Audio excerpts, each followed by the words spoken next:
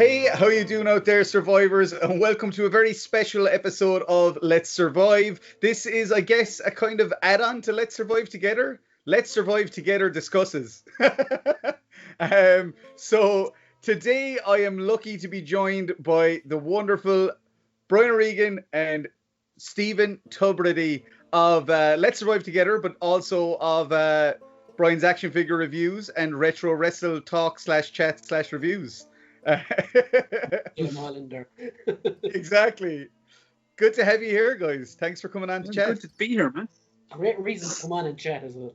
Exactly. Oh, yeah. I was saying it just before we came on that I was like, I'm sorry I kind of robbed your format, Brian, because Brian does this awesome weekly wrestle show with Tubz and Rich. And it's... But then, as Brian said, he was like, yeah, but gaming's your thing. And the thing is... This is your wheelhouse, man, so yeah, walk away. But also, this is not something we're probably going to do. I can't even see us doing something like this for Ghost of Tsushima, or like, this is a once in a generation kind of thing, I think. Or a once in a generation game. Yeah, exactly. Oh, yeah. So I guess we should say, I mean, Tubbs' background definitely gives it away as well, but like, we're talking, of course, about The Last of Us Part 2. I'm representing the PlayStation right here, yeah. Yeah, look at that. I saw that in one of your videos earlier, and I was like, that didn't come out till 1995. And then I went and looked it up, and Japan was 1994. Who's the video game nerd here, me or you? So, guys, I finished The Last of Us 2 a week ago as of yesterday. Mm-hmm. And you guys kind of finished it in the mid, like Wednesday-ish for this me, week. I think. I was after you than Brian. Yeah. But I'm kind of delighted about that because I spent a lot of time. Now, luckily, I was able to do one or two videos to kind of get my thoughts out there. But I spent a lot of time just being like, I want to talk to people about this. But what's great is that's left me kind of ready to digest it all and be able to talk about it a bit more. But I want to get people who are fresh off it as well, so we can really get some interesting discussions going here. I'm going to start off by saying, right, when I got... And also, wait. This is the point where I'm about to say there's massive spoiler warnings, obviously. So if you haven't played the game, turn this off now. Play it now. And then come back and watch this. Yeah. There was a moment where when I first saw that event, which is the big driving event of this entire game. Where I thought, just like me and you, O Regan, would know each other fairly well, but I was like, I don't know how Brian's going to react to this. Like, that was my first thought, funnily enough, was not, well, of course I bawled crying and was an absolute emotional mess, but then my next thought was like, when I was thinking about other people who were going to play it, I was like, how is Brian going to react to this? Is he going to be cool with this? Is he going to, is it like, not Brian, Brian, were you cool with it? Well, to be honest, like, when it happened first, I messaged my mate in England, Michael McGrath, who I had on my own show before, and my exact words for him was, I can't wait to curb stomp that bitch. So that's how I felt initially. And Tubbs, I imagine, because you're a very emotional soul, I imagine that you were a pile of goo on the ground. I mean, I believe, if you remember correctly, I texted you after You this. You did. Actually, that's and true. What was my words, Pat? I turned to you and I said, I really, really don't know if I want to play this game anymore. Yeah, you did. You said, I don't know if I can continue on. Yeah. Yeah, and you said, please play it. For me, when it happened, I think I was like everyone, man. I was like, what the fuck is happening? And then when she shot him first, and then it jumped back to Ellie, I thought, all right, so okay, maybe, because I said to you, I hadn't heard any, rumors and whispers in the wind. I hadn't heard nothing. I went into this raw. So I was thinking, okay, so maybe when you become this is where you kind of like interact and save Joel and Tommy. And my God, was I fucking wrong. And the thing that made it worse for me, I think I said this to you, Brian, was not because of what, it was obviously because of what happened to Joel. I was so fucking angry. I was so sick in my stomach. I was fucking teared up to the fucking nines, man, when it happened. I was really emotional. But what pissed me off even more was they made you play as Abby. And that happened. So I felt like I killed Joel. Like, it didn't feel like I had done it. You know what I mean? I was like, fuck me. They didn't even give me a choice. And it's like, I brought her to him. You know, I was going, fuck. Yeah. The game was so fucking strategic in how it did that, like, you know. But I think purposely it was done that way to obviously to gain that reaction out of people. You know, you felt like I literally handed him to her as a player.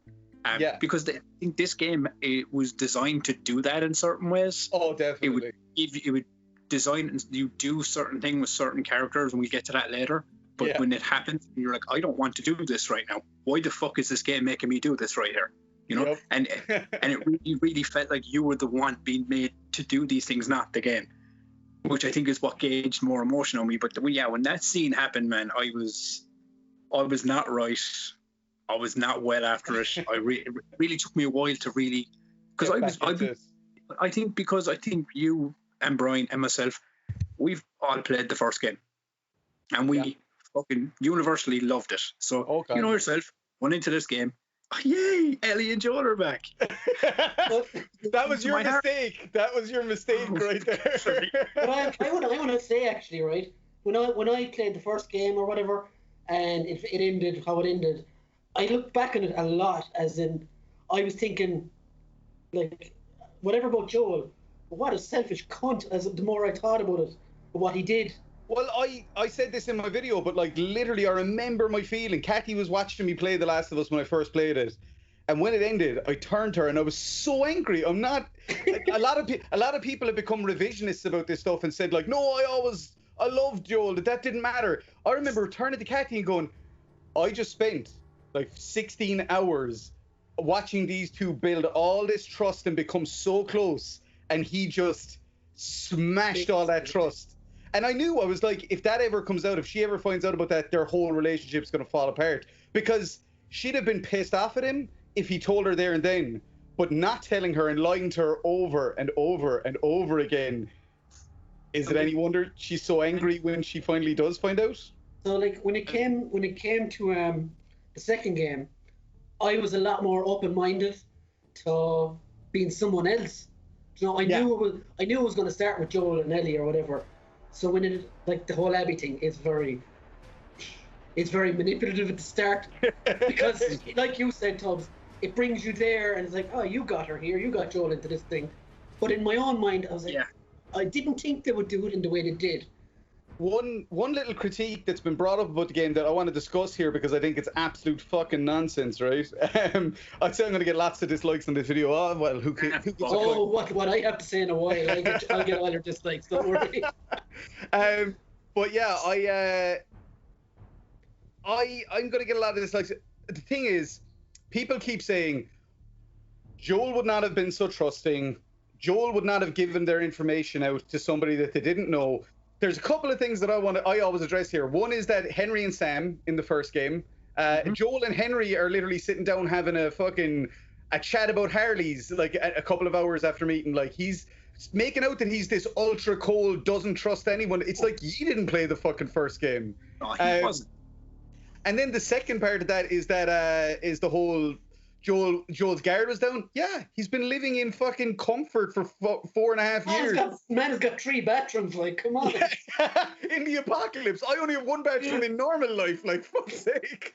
And I think people are forgetting a thing as well, is it's not even the fact that he had his guard down. He was preoccupied with trying to, like, repair a really important relationship in his head. And getting to it later, we won't get to it till a while, but there was a reason, in my opinion, to, like, obviously after playing the game and finishing it, so why his guard was down a little more, because he had a little bit more hope in his head. Yeah, and also, the one that annoys me is the whole Joel gives all their information out, which is absolute bullshit, yet again proving that people didn't play the game, because it's Tommy. Tommy says, I'm Tommy, and this is my brother Joel. Hey, I'm Tommy, that's Joel. What's your name?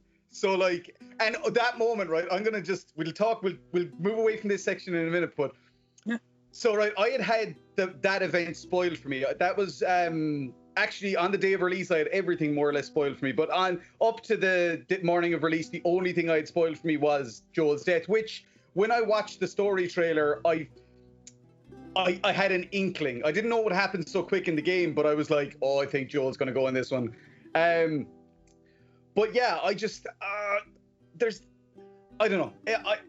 It didn't bother me that much. Like, I get that people were upset about the whole way it happened, but like, the thing is, to tell the story that they went on to tell, you couldn't have had 6 or 8 hours of you and Ellie wandering around the apocalypse having fun together. It had to launch you right in, put you in the shoes of Joel's killer, like you said, Tubz, and then make you feel sick to your stomach and then want revenge on yourself. Like... I mean, like, can I ask you a question? Do you know what we were saying? Because me and Brian didn't, like you didn't have it spoiled for you, Brian, did you? So we literally I felt didn't even watch that, any trailer since it was released. Yeah. It was announced. So me and you went into this completely completely unaware. Like, obviously, you know, like you had theorized, oh, what's going to happen here, but you know, like, realistically didn't know this was coming. And I think it hit me in the gut so hard because of it. Because you knew, Pat, did it land for you, or did it take away from that moment? I'll post, I was recording while I was playing, and I'll post that video in here to show you, to show people that knowing that Joel died had absolutely no impact on my emotional reaction.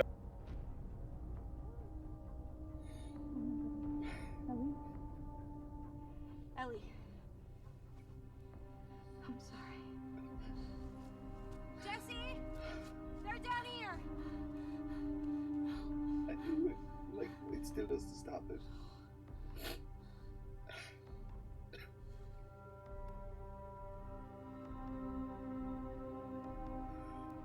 Oh my fucking god. I bawled like a fucking, like that real deep chest fucking crying where, like, when somebody really dies, like a real person actually dies, it was that level of... It was... And the thing is, though, even with having it spoiled for me, as I said, right, I'll take it right back to that very first reveal trailer, which I don't know, I'm guessing you all saw that, like the very first reveal trailer back. How did you even know this game was coming out? The only trailers I actually saw were the TV spots in the last week leading up to the game. Because I do. Yeah. No, sorry, I do remember. Brian was talking to me about that leading up, because I had actually said it to you, like, have you seen? Because I think I watch I don't think I watched the last trailer. I think I went to watch it and then backtracked. I was like, I don't know if I want to see this, but I know I was talking to Brian about it, and Brian had said that I'm not going to watch anything. I'm just going to go in completely, you know, fresh-eyed on it, like. But you saw that first trailer, and that first trailer, I remember when that first came on, I went, oh, Joel's dead. That's why she's sitting on a bed and she's crying and she's playing guitar and it's all sad. And then Joel appeared, but he kind of walks out of the light. And I still, even from the very first time I saw that trailer, like 5 years ago, I was like, I think Joel's dead in this game. Like, either he's going to die or he's dead. So I think even that was in my head before any leaks, before any of the bullshit.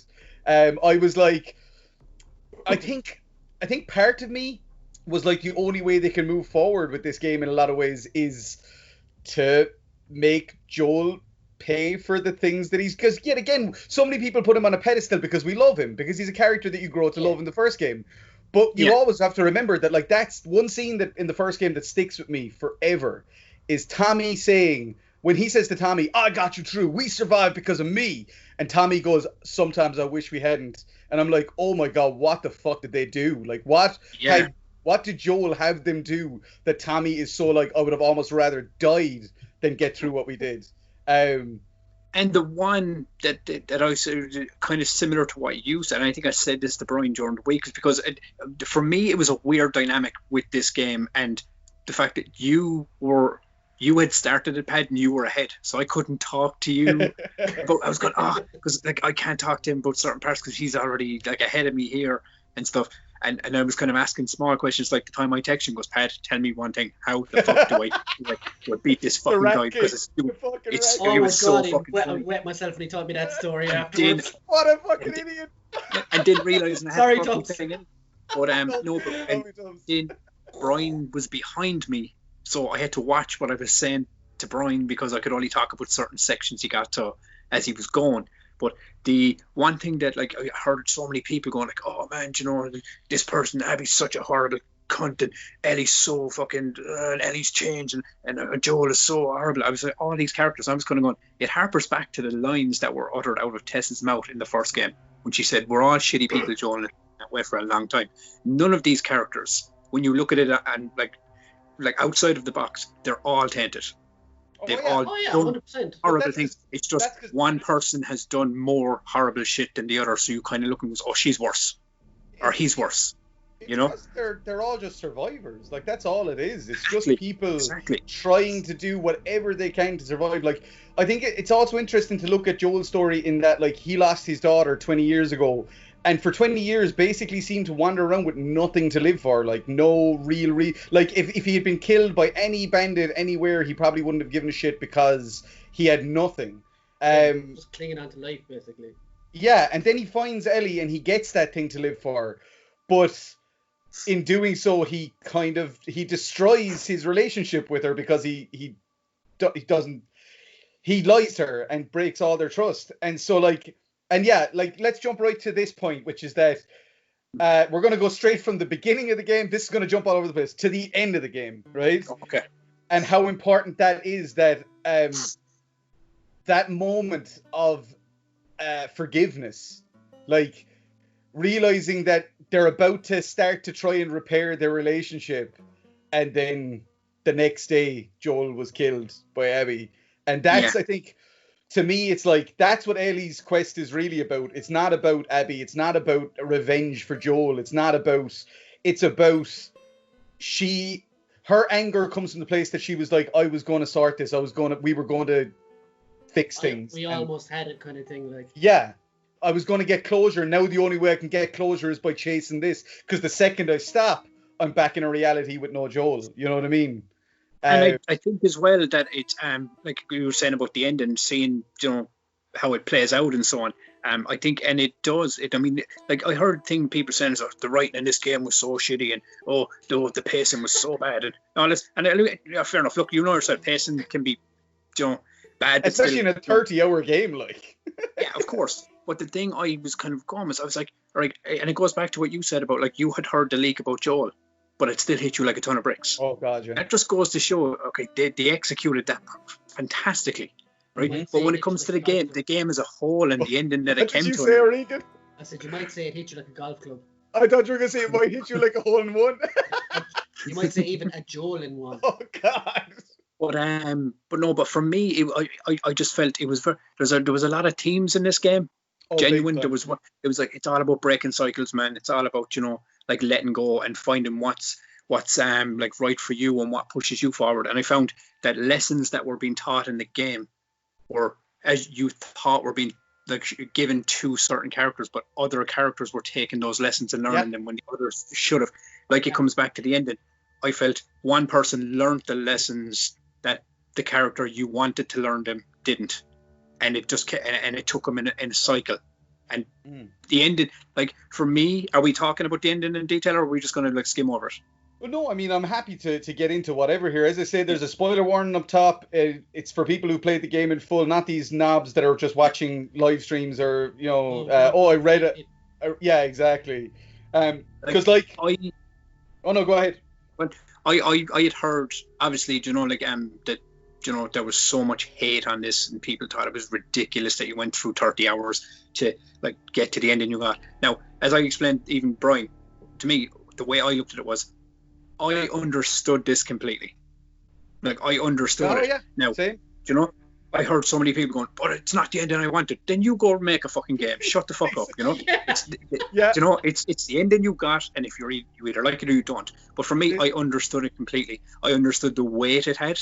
It's like there's a reason that a flash of Joel with the blood on his head and him dead before Ellie, when Ellie was at that boat. There's a reason that was showing she's not past this. She can't let this go.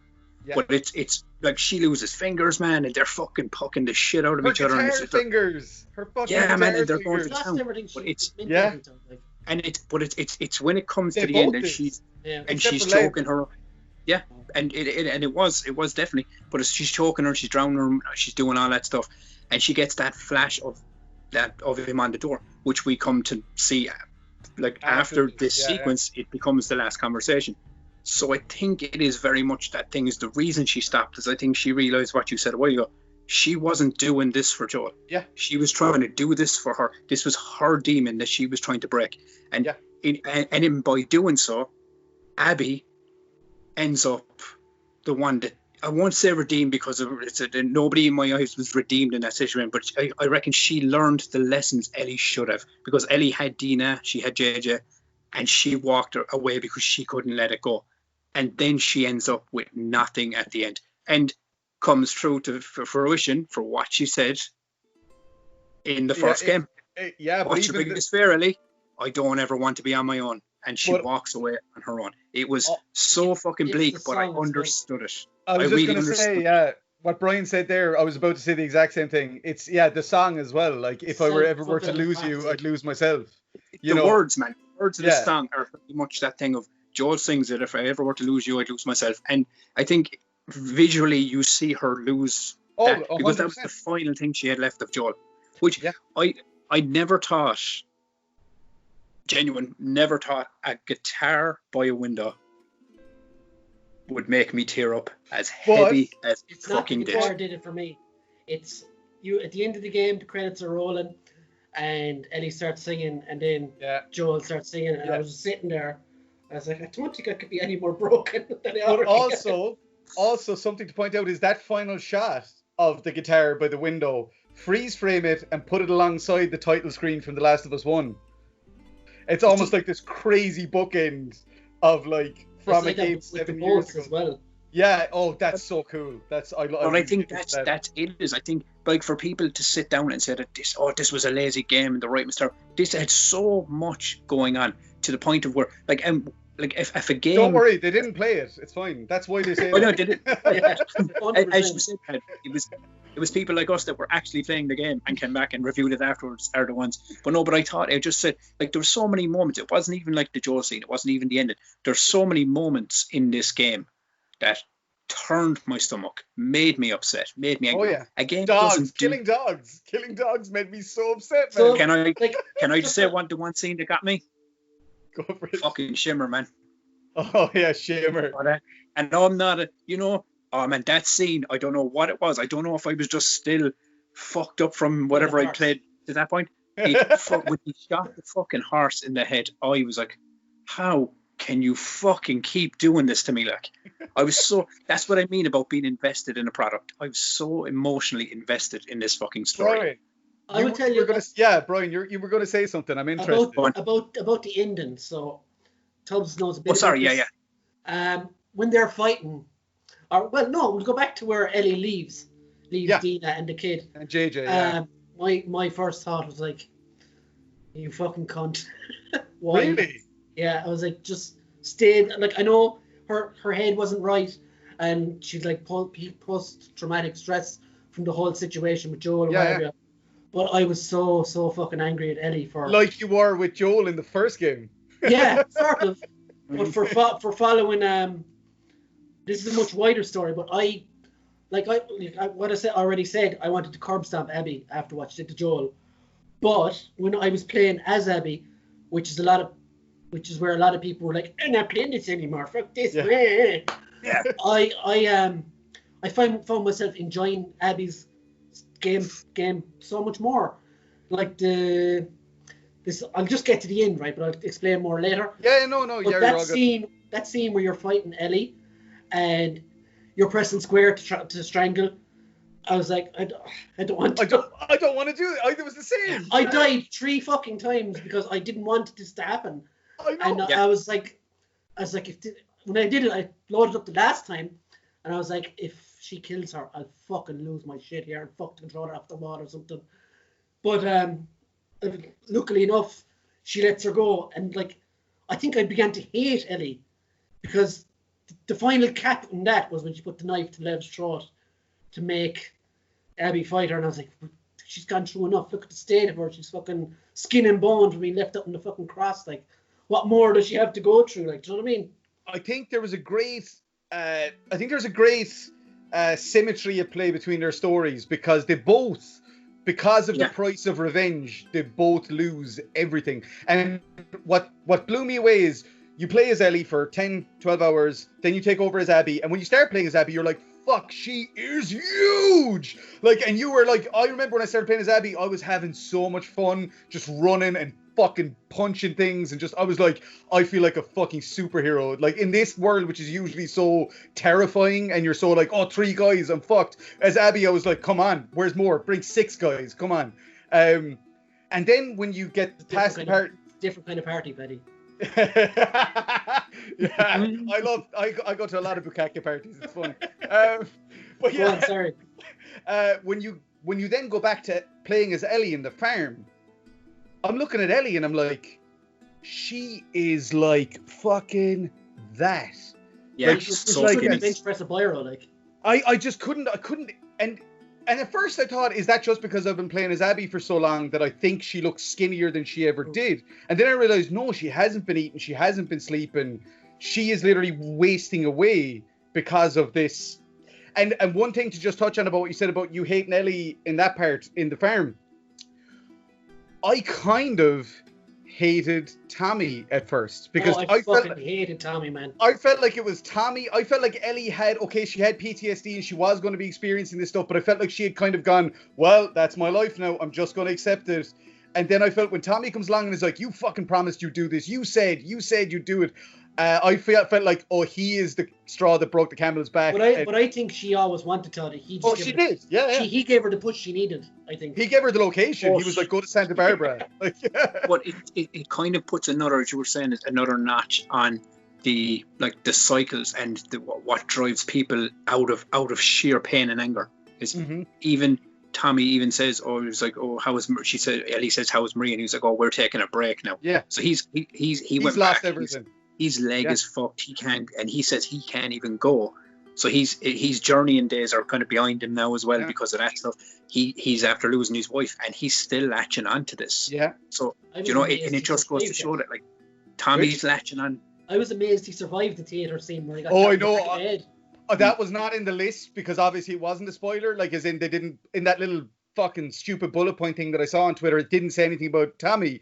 So when I saw that moment, I was like, oh fuck no, Tommy. Yeah, I mean, I think that was it. Was a thing. It's like, I mean, I was like you. I was like, fuck Tommy. Do you know what I mean? Even though in a lot of ways, I just, even when Ellie was talking, like sitting down on the tractor talking to JJ, and she was like, and it was such a beautiful scene, man. I was welling up, like, because I was because I thought it was over at that point. I was like, oh man, this is so same even so with sweet. Like, and she's like, oh, I'll tell you all the stories when I get older. But you could still tell, even in her tone of voice, it's like she was trying to convince herself, oh, this is what it is for me now. So it was like she was in the process of just going, all right, I'm here with Dina and JJ, and we're happy, and I have that life. Because the one thing that struck me with this was, right, you have Ellie, and she's hell-bent on revenge, and you have Abby, and she's hell-bent on revenge. But then when they do the flashbacks showing Ellie or Abby's past, you see her dead, and you see Joel, even as bad as what the stuff Joel did. These are two characters that would never want these directions for these girls. No, exactly, yeah. You know? And especially when you look back at Joel, as much as people say, oh, Joel was a monster and he did this and he deserved it. No, I mean, like, yeah, okay, but you can say the same thing about Ellie. You can say the same thing about Abby. They all let that revenge cycle take them in that direction. I just got to jump in there because whatever, like, as I say, I can be pissed at Joel. I can be upset with him. I still love the character immensely. Like, nothing changes that. I know plenty of people that I know in reality that I get on really well with, I love, but they do shit and I'm like, oh, you fucking dick. Like, but it doesn't change that I still love that person immensely. Yeah. So but the thing is, remembering that Joel is not.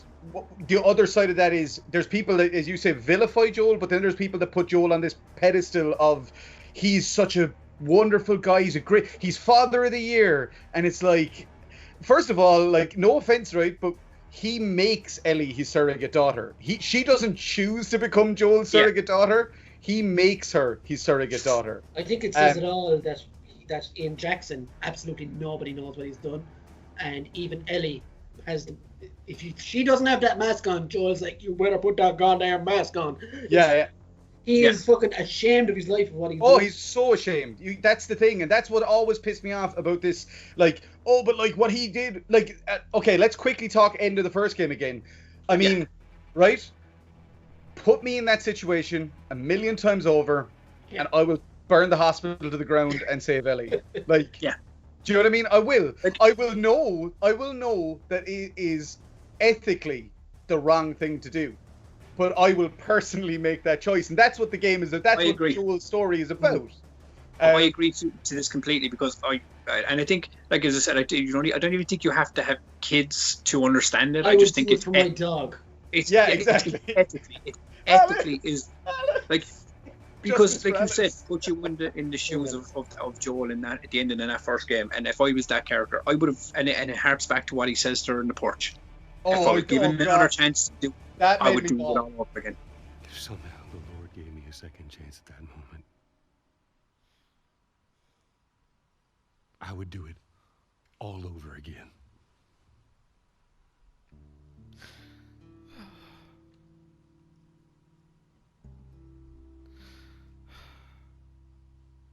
That scene made me cry. Because even when she says, I don't know if I'll ever be able to forgive you, but I at least want to try, and you can hear him sob. I'm like, man. And this is at like the 30-hour mark. So I'm like, what the fuck, man? But this is also, there are people out there that are saying this, this game has nothing to do with Joel. Joel wasn't even in it. This game is all Joel. Everything that's in this game is fueled by Joel. The world exists this way still because of Joel and his decisions. He is integral to the entire story of what happens in this game. Like, there is no scars, there's no WLF, there's no infected property without Joel. Yeah. What Joel did at the end of the first game basically spins off into why Abby's there and what happens to Joel, and that catapults Ellie on that journey.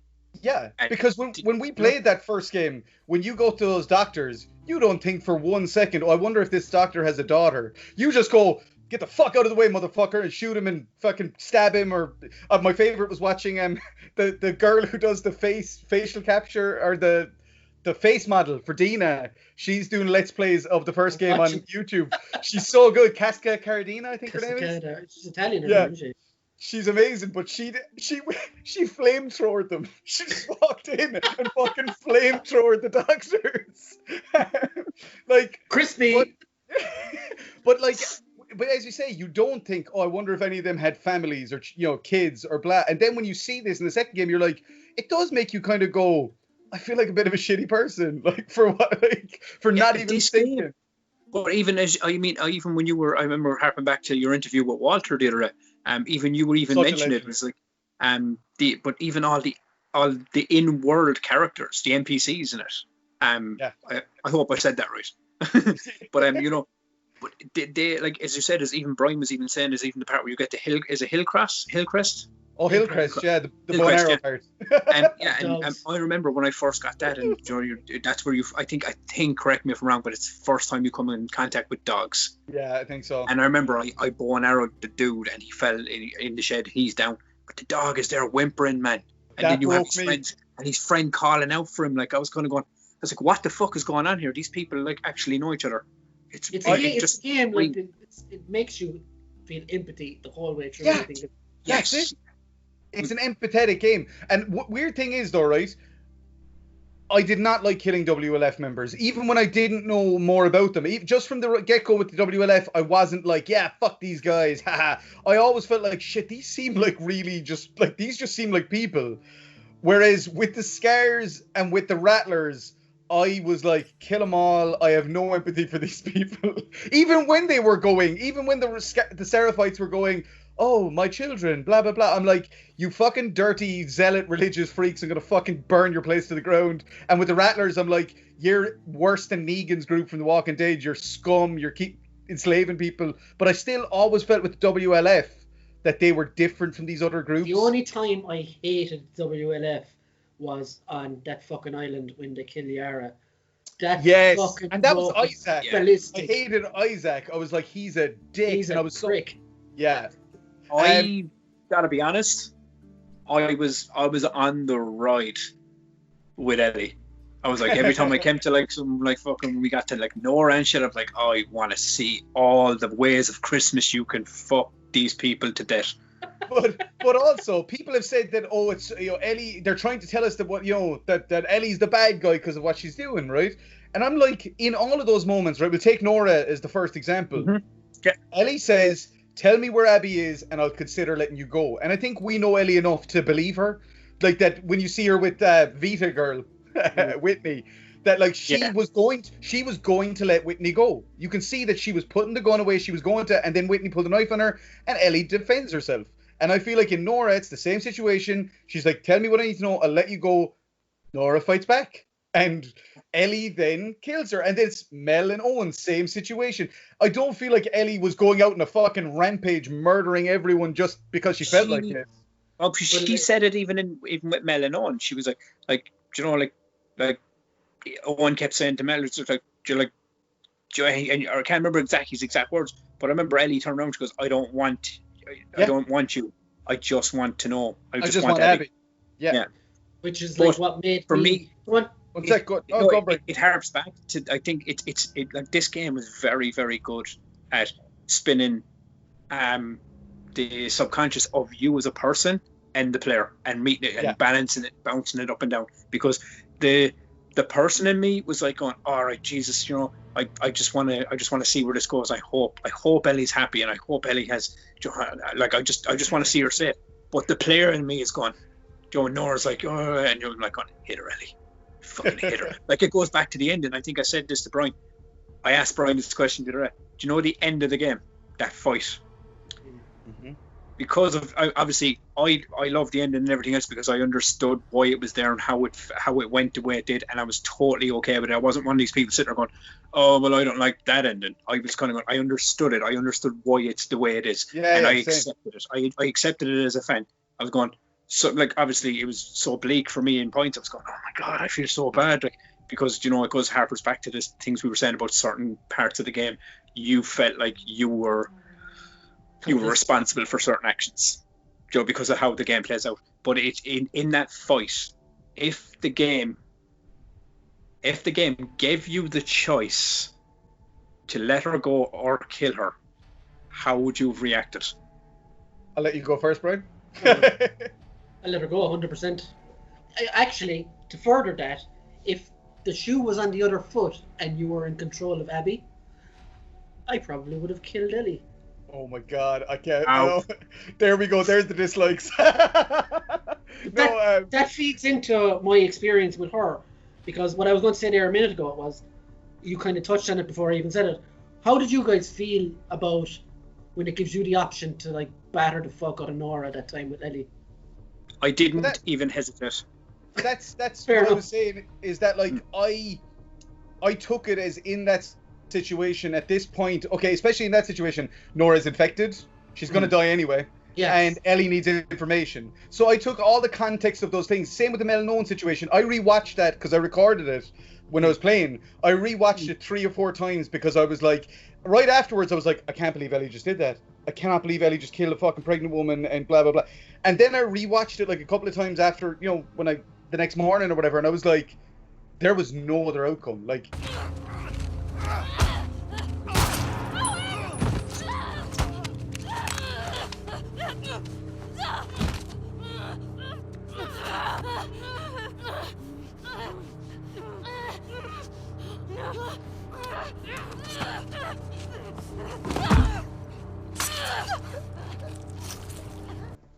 yeah, and you can see it by her reaction, by the way she has such a vicious, like she's dry heaving, she's fucking dizzy. You can tell that she's not like, yeah, killed it, 2 for 1. Yeah. Like, but it's true. Yeah. Yeah. But like what I was saying about what I was saying about Abby, when you do that with Ellie, and she says, I'm not giving away. Sorry. Stop being a gold, Tubbs. No, I'm sorry. I seen Paddy was like listening to every word for saying, and I was trying to distract him, and I think I did because he giggled a smile. So go on, sorry. Go on, But, Brian, sorry. when she says to Ellie, she's like, "Oh, I'm not giving away my best friend," and I was like, at the time, I was like, "Yeah, I don't care, whack, whack, whack." But when you're playing as Abby, now I know people have said online, they're manipulating you into feeling a certain way, but I don't know. You see, you know the Skybridge part with Abby with Lev. and with Lev. I myself am fucking terrified of heights. Same. So when I was doing that, part, I was like, deep breaths. And when you look down and it's fucking it zooms away, it's so real. It's horrible. Yeah. Oh god. I send this to Brian. I'm not scared of heights, but playing that level, I'm petrified of heights. Petrified. Tall ladder. Back down. It's when they're on the red section bridge going across to the other building, and you see that, and you see her. She it's kind made of of twigs, basically. Fuck me, man. I looked at him, I was like, this is intense shit, like. But also, right, people have said that there's no fun banter. This is, again, people that have more than likely not played the game. There's no fun banter between the characters. There's no warm moments. It's all so bleak and depressing and sad. That Skybridge part is a great example of where I can point to one in particular glorious little moment, which is when you get across one of those bridges and Abby's like, "Oh my God, Lev, oh, I could hug you." And Lev is like, "I wouldn't hug me just yet." And she's like, "Lev, what do you mean?" It's worse than it. And I was pissing myself. I was like, their dynamic is glorious. Yeah. Oh my God. It really was. But did you not think, this is what I couldn't understand about people and the fucking madness. Like, for me, and you can correct me if I'm wrong here, you can tell me hands down if I'm wrong or if you felt completely different. I think I know where you're going, but go. I felt like, because obviously, do you know what we were saying about like number one? You know, it was all like, people like, oh, even though Ellie was like, you know, a massive part of that story, everyone was like, this is Joel's game. We love Joel. Wow, Joel, he kills people. And you forget there was a lot of things. I have a feeling, and I could be very wrong on this, but I think it's just something that I kind of took from it, was after Joel died and everyone was like, fuck Abby. And even when you had to control her, you're like, I fucking hate this. I don't want to play this. Do you not think people that were so attached to Joel ended up with survivor's guilt? Because the game made you bring Abby to kill Joel. You felt like you had kind of, like, as a player, being involved in the murder of this character, and you have like this like latching on because of him dying. That's what I felt like, survivor's guilt. I thought you were going somewhere very different with that. I thought you were going with the idea, because this is with something that I've seen thrown. Well, the fact that Abby, I mean, it's that whole the Dark Knight thing of, you know, you live long enough to see yourself become the villain. Abby becomes Joel, like she has, you know, Lev becomes her Ellie. Yeah. And I don't even think she became. I think the game was designed that way. Yeah, exactly. As Abby, it was designed for her to fit. Even you said it, Brian. Even her fight style, I felt like I was Joel, or playing like Joel. Yeah. More powerful than Ellie was, you know. And I think when Lev came into the thing, it did become this Joel Ellie factor to kind of make you see that, like, all right, I know you love Ellie and Joel, but there's other people in this world. There's other Ellie and Joels in this universe, and I think that harpers back to what you and Walter were talking about the NPCs and showing that every single person like has a name or things like that. You know? We got to jump on this while it's hot, right? A great example of that, in my opinion, is when I saw Manny spit on Joel and say, like, whatever, fucking burning helping that. Oh.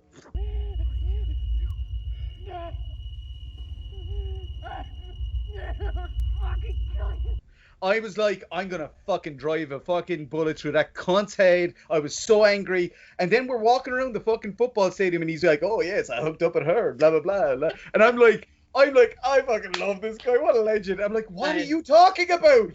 I know where you're going. I was fucking gutted when he got killed. But it was amazing how it was such a like perfect parallel between Jesse's death and his death. It was like, this is all the same shit just happening over and over again. Yeah, this is what the game was designed to do. It, I feel, as well, was it was like, even with the groups, it was like you had, you know, even with the love triangle that was going on, it was like Dina, Jesse, and Ellie, and you had Owen, Mel, and Abby, and it was I think it was designed to have these similarities that you're looking at, right? Because Ellie's out for revenge to kill Abby because of something Abby did, but Abby was out for Joel because of something that he did. But Joel killed Abby's father Yeah. So basically, they're both on the same path of revenge. It's just Abby got there before Ellie did, and now it's kind but even the segments between characters, Pat, and the journeys and everything else, they all seem parallel for a reason. So if you're going, I totally love Ellie and Joel, so they make you go on a similar journey with Abby and Lev. So how can you hate them when they're in the same environment doing the same things as these people? It balanced it out, made you, and a lot of people are like, it's fucking stupid. It's not. It's storytelling. It made you feel something as a person.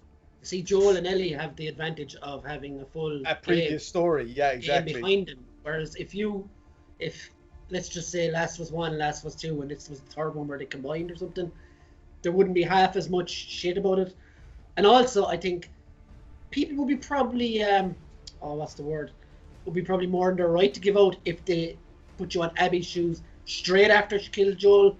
That's what I keep saying. There's people on fucking Twitter and they're wrecking my buzz because they're on about, we should have known everything about Abby up front, right? We should have known her backstory. We should have known about her dad. We should have known everything so that we empathized with her when she killed Joel. And I'm like, you completely missed the point of this fucking game. The fucking purpose. Like, the whole point is that when you see her kill Joel, you feel the rage that Ellie feels. You go, I need to kill this fucking bitch. And even with the spoilers and everything, I felt that rage. I was like, I'm going to fucking kill her.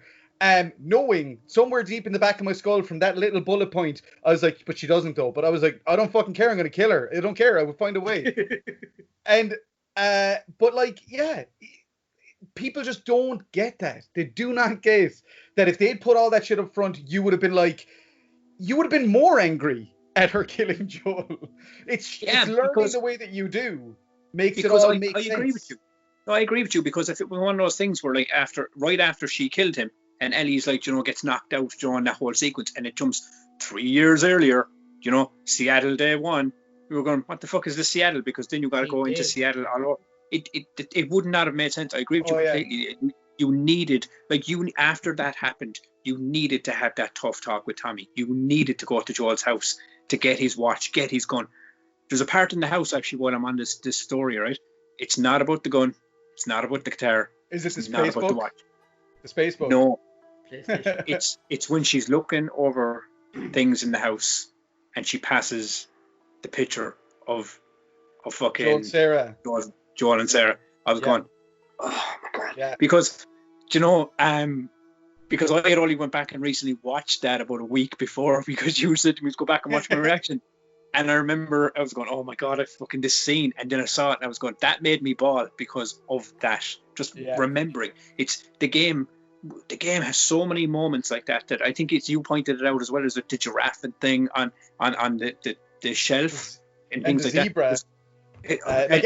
Abby gets her own giraffe moment. She gets her zebra moment. Exactly.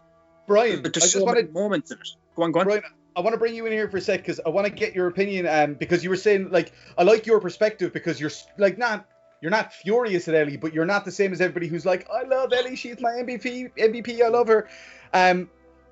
There's probably one scene though that I imagine that even with those feelings in tow did a number on you. I'd love to get your perspective first of all before we open it out on the museum scene.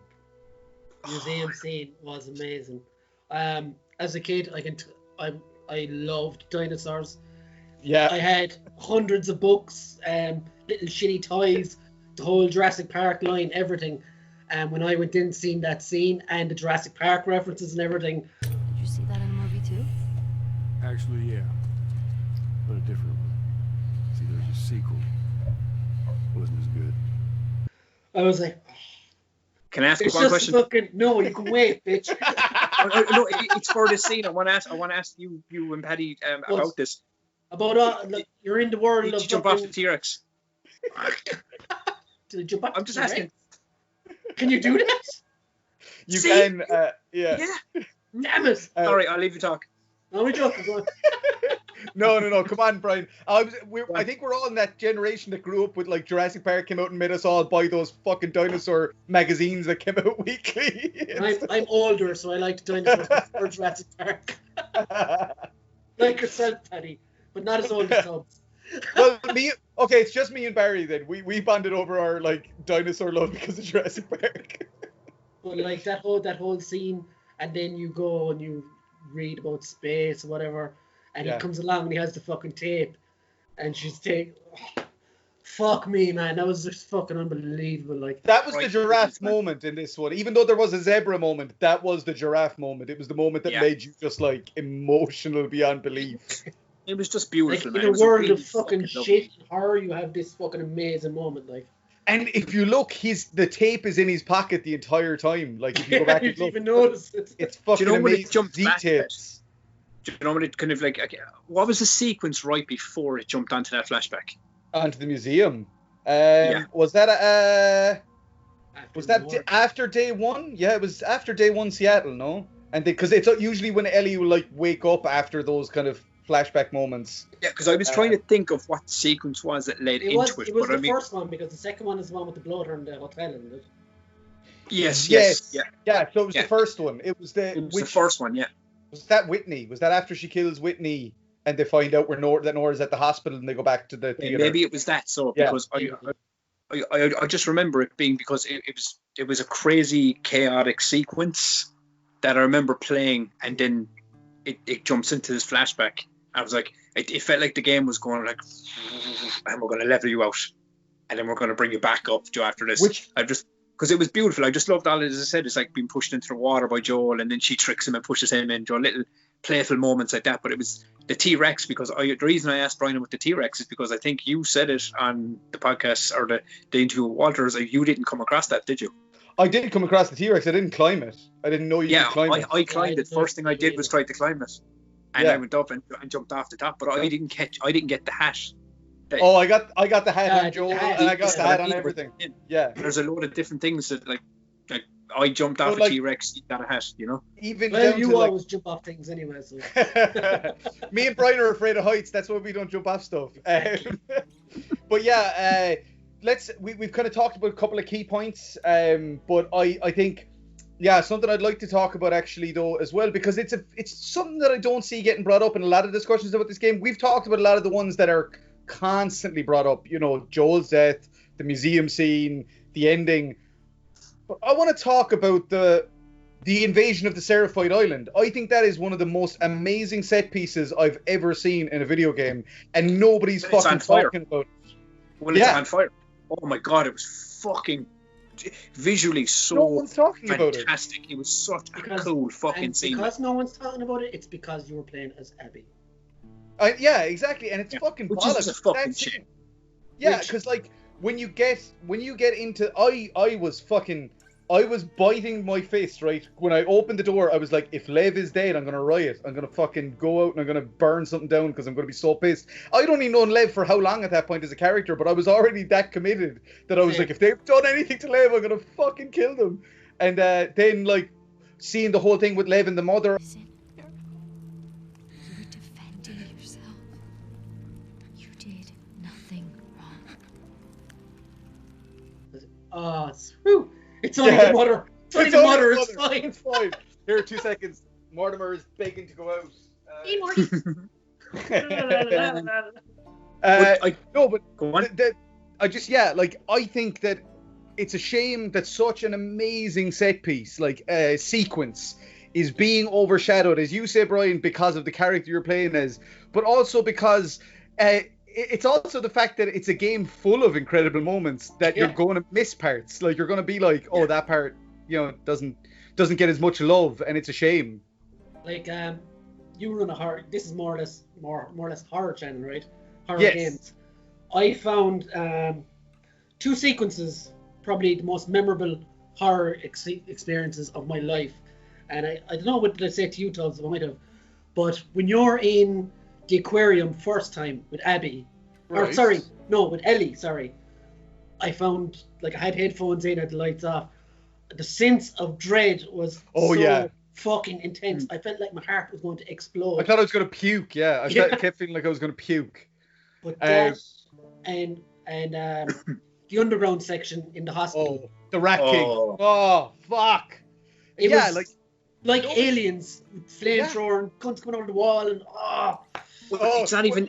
It's when that Rat King first shows up when not expecting it at all. Yeah. Oh yeah, when Abby's in the ambulance and she's finding the fucking thing, the kit for Yara, and she just kind of hears a noise and turns her head, and then you just see this thing come out of the shadows. I was like, But what it is foreshadowed though, because you hear something banging on the door as you're trying to set it up. Oh, you can see all the doors are pushed in. You come out, the door is mangled, and you're like, I remember I have my video of that as well, where I'm like, what the fuck?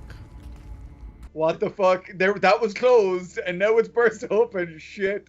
The Rat King is like, for a game like the first game is considered survival horror, and obviously it's about infected and stuff, but there was a sense of dread and a stealth and like, oh fuck, I don't want to be detected, but I was never like, I'm genuinely fucking terrified, like scared out of my skin in the first game. Whereas in the second game, that moment, the Rat King was definitely, as you said, Brian, I was like, this is horror. This is pure fucking horror. And for me, it was the first time that the series went pure horror. Like, it was fucking horrific. And quickly jump on there, Tubz is the story here, because we didn't tell it in full earlier.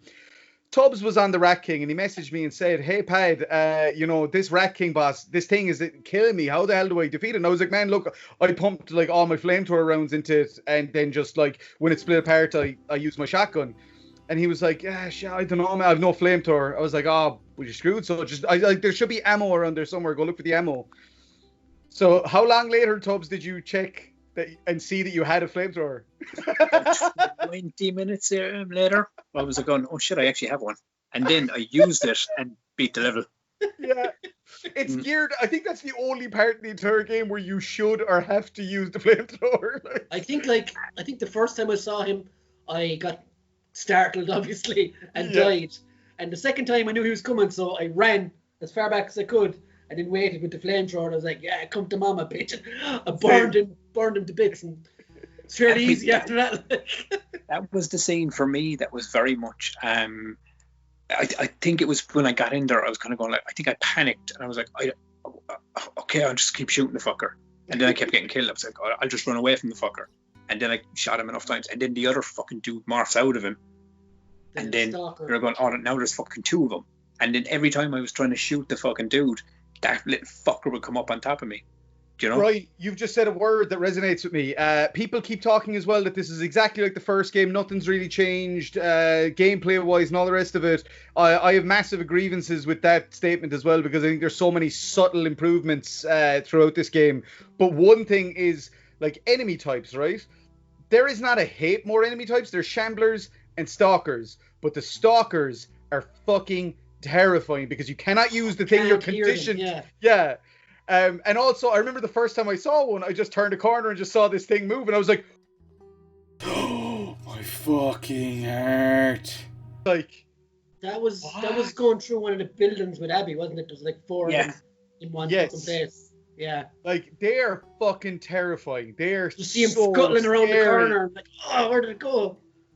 But like, yeah, I to me, the subtle improvements to the gameplay in this were next level. The amount of times I did a jumping backwards dive and blasted somebody, which like now that I've got, when you go back and play the first game, you're like, oh my god, I feel so limited. I feel like there's so little I can do compared to the second one. The tall grass, as stupid as it is, makes such a fucking difference. Yeah. Like those gas bags, if you watch Let's Survive, you know that. New episode going, well, actually, it'll be out by the time this comes out. I was going to say new episode coming out tomorrow at the time of recording. Yeah, those guys, like, the first time you feel them down the subway, and it's fucking terrifying, like, as well. Because straight away you go, oh, it's a bloater. Like, and then next he starts fucking acid at you. He just starts they go down on all fours and just go and puff out, like. Yeah, that terrible. I was like, bloaters don't do that. What the fuck? And then even hearing Ellie say the words "a new infected," I was like, what? No, excuse me. 20 plus years of backstory. There can't be a new infected. Speaking of infected, do you know what I did love? It was a tiny moment, in Santa Barbara with Ellie. Is where obviously she gets fucking hung upside down. But she literally tricks the dude in, and she uses her fucking. She fucking shoves his hand into the clicker and then turns around, and your man's like more or less like acknowledges she's been bitten, and she just like looks at him and goes bang. You know, after he gave her the information, it was just because she fucking knows. I also love that moment because it reminded me of Joel in the first game, because he says, I swear I'm telling you the truth. And remember in the first game, the guy says that to Joel and goes, I believe you. And he kills him anyway. Yeah. I was waiting for Ellie to say, I know, I believe you, because I was like, that would be fucking perfect. That would be a perfect parallel of her and Joel. I was a little bit disappointed with that. Tiny little things that would have been fan service, just being totally honest. Yeah. But like, I didn't find out till I did the interview with Walt that was, you know, the rapper Logic. Like, he voices the skinny one of those rattlers. I didn't realize that at all. Yeah. Okay. I hated the rattlers.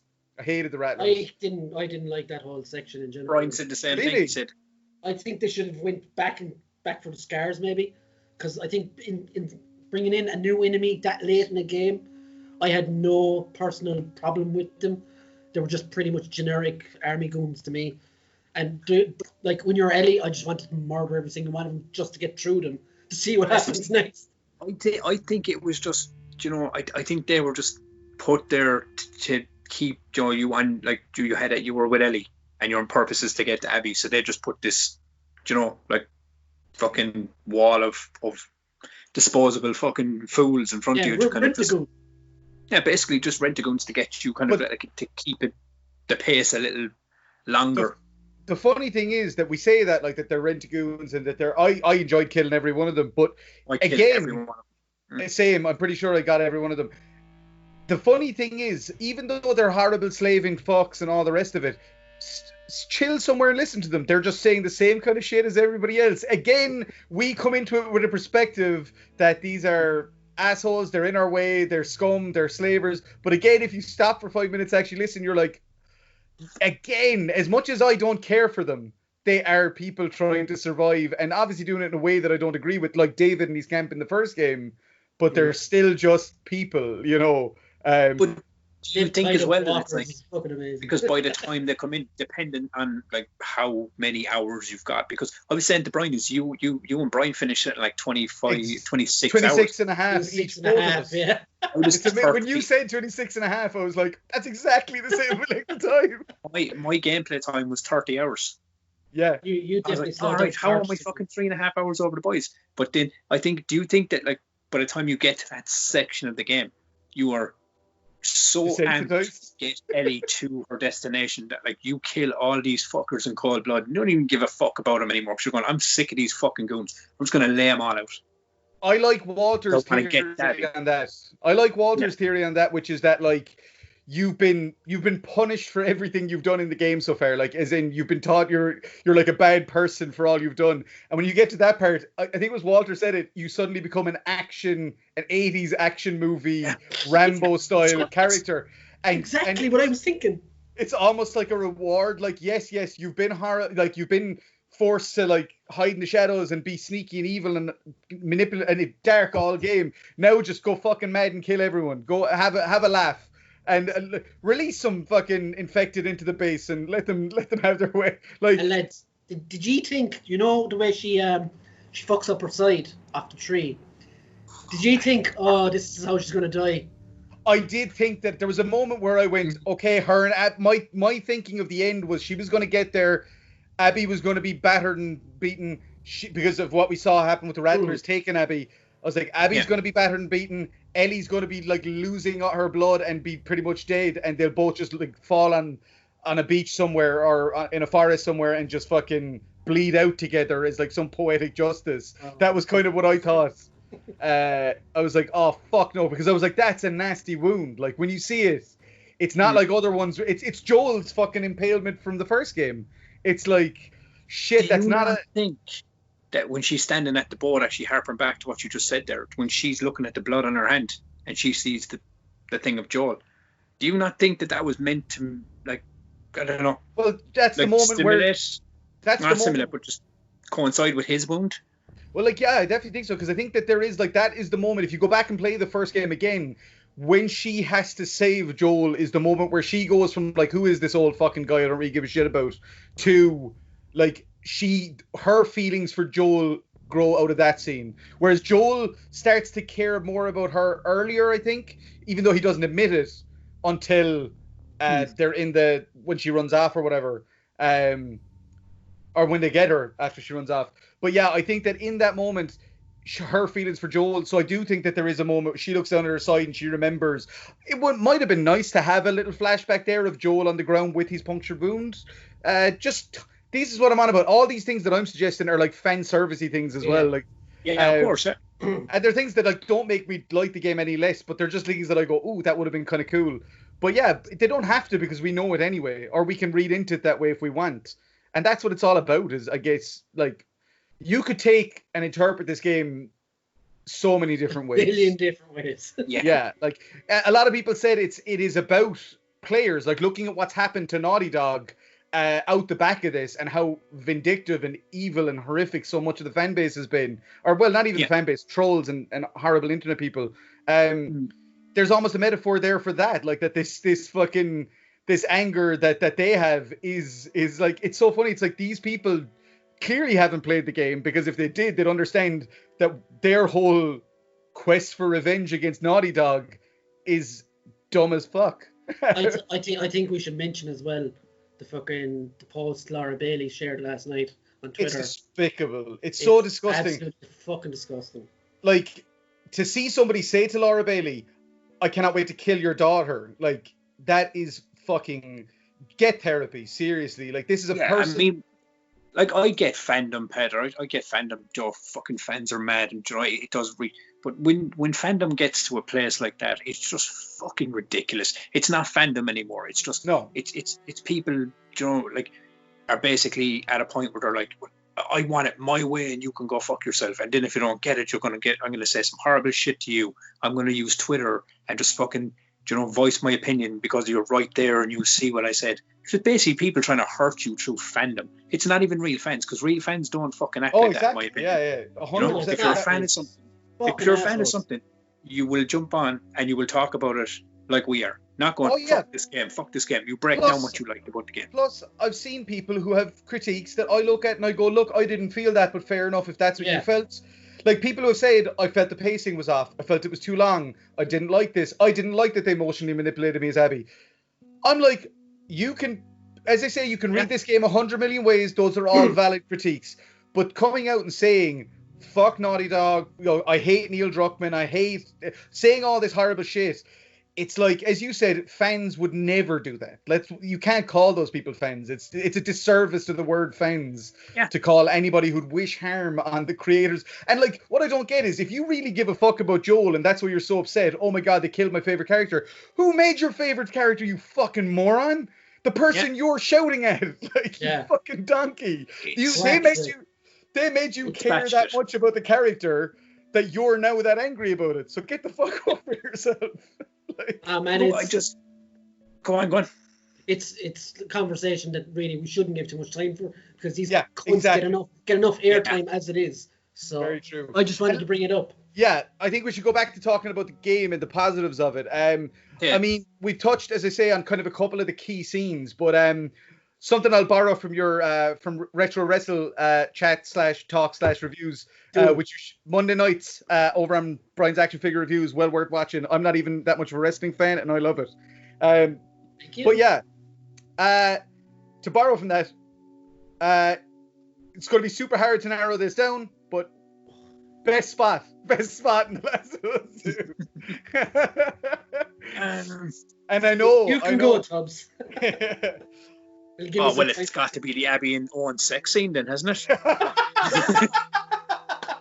I was okay with that. It was tasteful. I thought. No, I'm really joking. But it's actually mad that like nobody's talking about that. Oh well, no. Unfortunately, all the trolls are, and they're just using. Yet again, fuck them. But my favorite spot. I mean, obviously, you have your favorite moment, or not your favorite moments, but moments that hit you the hardest was like Joel and all these ones. Yeah. But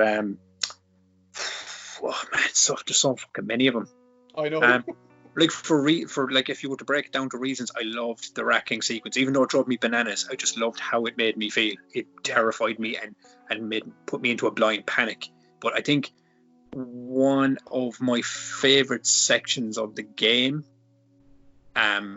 crazy enough, has to be the tower bridge scene with Abby and Lev. Yeah, that's a phenomenal scene. Yeah, loved the whole sequence, and inside the building afterwards, it was so broken down and shattered. I loved it. It's so hard to pick. I know. like, because the game is so fucking full of them. Like, you know what I mean? It's so hard to pick them. I'll jump in and say that, right, there's, like you said, right, there's 10 million pieces I could pick. There's 10 million moments. There's 10 million cutscenes. And there's 10 million in-game interaction moments that I could as well.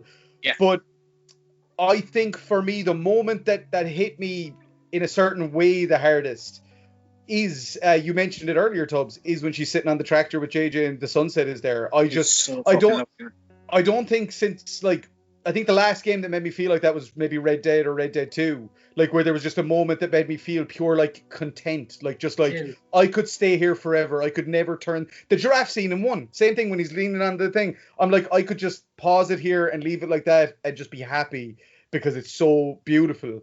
Like you say, there's 10 million moments that could, but that's the one that just, if I close my eyes and think of the game, I just see that sunset. It's just fucking beautiful. For me, I'm going to go with the scene that probably haunted me the most. You come off of Scar Island, and you're on your way back to the aquarium, and now you have a bit of context of what you're walking into. So, like, this comes back to my whole how much I loved Abby kind of thing. Dislike, whatever, I don't know. But anyway, Abby's awesome. But Laura Bailey, she was brilliant. Having gone through all of that, right, to first get the stuff for Yara and then to rescue Lev from the island. And then you come back in the door of the aquarium and the storm is happening and whatever.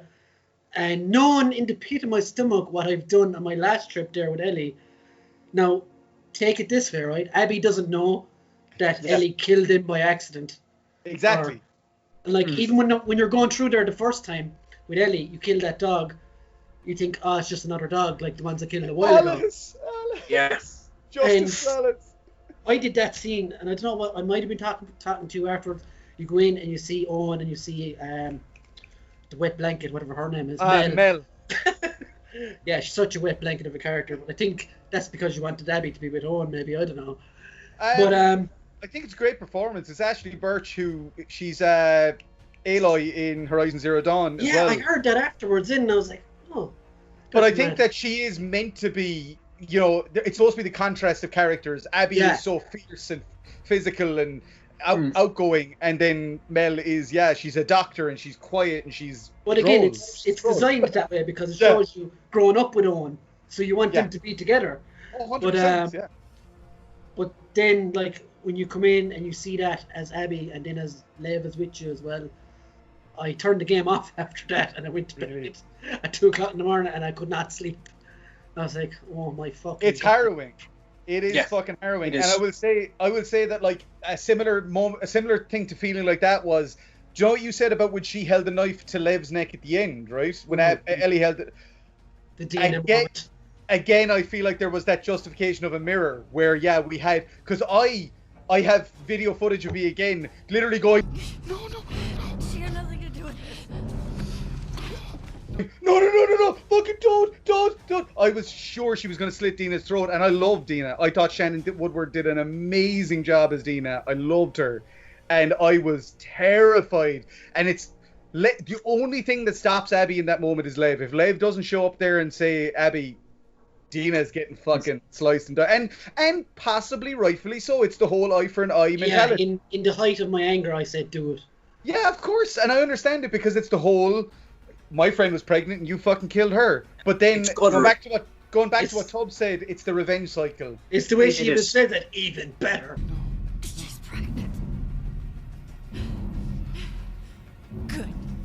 I was like, oh. Do you know what scene made me cry, like, from my belly? Like, hard cry. It's so crazy outside of the Joel sequence and everything else, you know, like, obviously that's the obvious one. It was the weed. It was the place full of weed, wasn't it? Oh man, I was like, oh man, why don't I smoke anymore? Why is all that weed dead? Do you know what it was for me? Do you know when Ellie goes back to the hospital in the flashbacks? Yes. Oh yeah. And she finds the paper, and she's sitting there, and then Joan, she says, "If you lie to me one more time, I'm gone." And then he starts telling her, and then she starts heaving like. I was an emotional wreck watching that scene because I knew the weight of that scene because of the first game. And I was going, oh my God. And to see, because that was the scene that made you realize where they were at the beginning. Yeah, exactly. Yeah, And that one hit me in the gut, man. Oh, big time. And like the thing is, again, going back to what I was saying, like about that lie, her reaction there is everything that I prophesized when I finished the first game, and I was like, if she ever finds out, it will destroy her. And in that moment, it was that I'd seen it in my head already. I'd seen it in my head 100 times after finishing the first game, the moment she would find out that he lied to her, and how. And also when we see the other one in the hotel that they're going through to try and get to the music shop, and he lies to her again. You know what I mean? Before that, it's not like he's just done it once. Like you can see that there's doubt in her mind from the very first cutscene in this game when Joel walks in, gives her the guitar, and he's walking out, and she's like, Joel, and he turns, and you know she's going to ask him about that again, and then she goes, did you remember the joke?